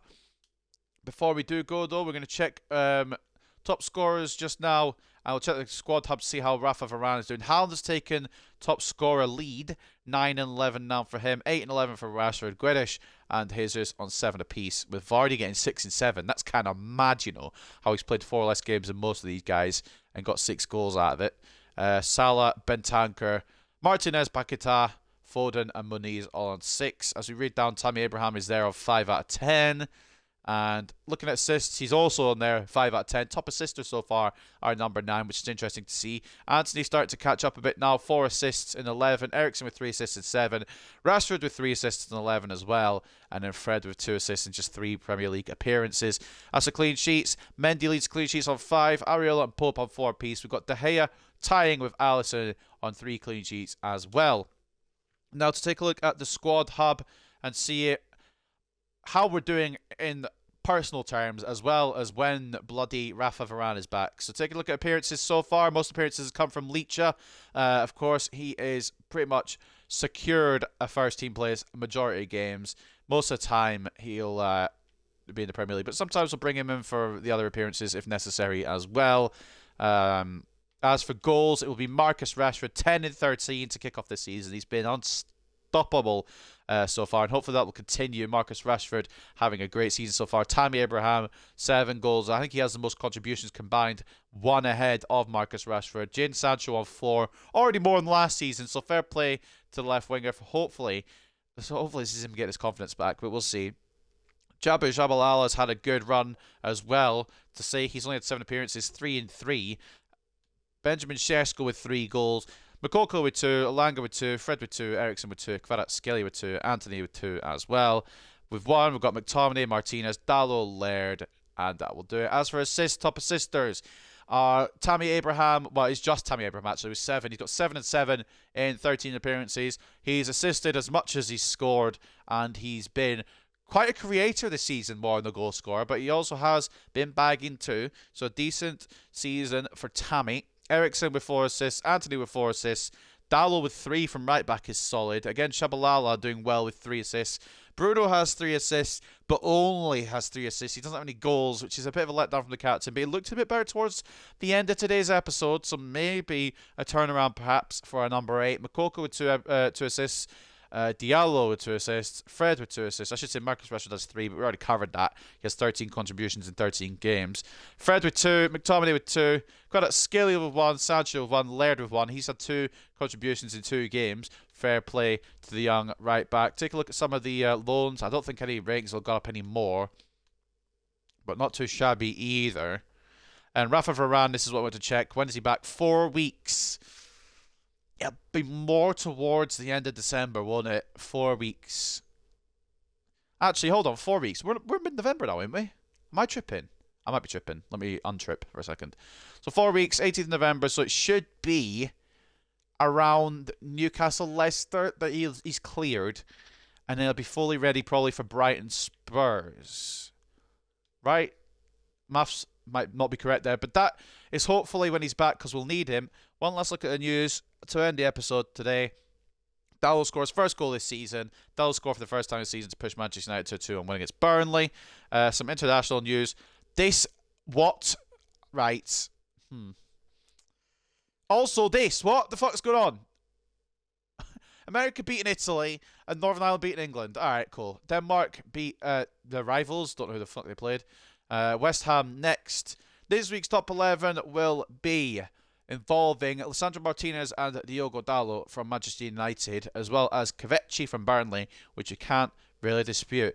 And we've got Chelsea and Manchester City next, but we have West Ham as well. So 2 big headers to open next episode, and we have one big game, which is the West Ham game, and then the rest we should be able to see through. But you just never know. That's the beauty of career mode. But I hope you guys have enjoyed Season 2, Episode 5. And I will see you next time when we hopefully continue, break our way into the top 4, and figure out whether we will get top of our group in the Europa League. Bye for now.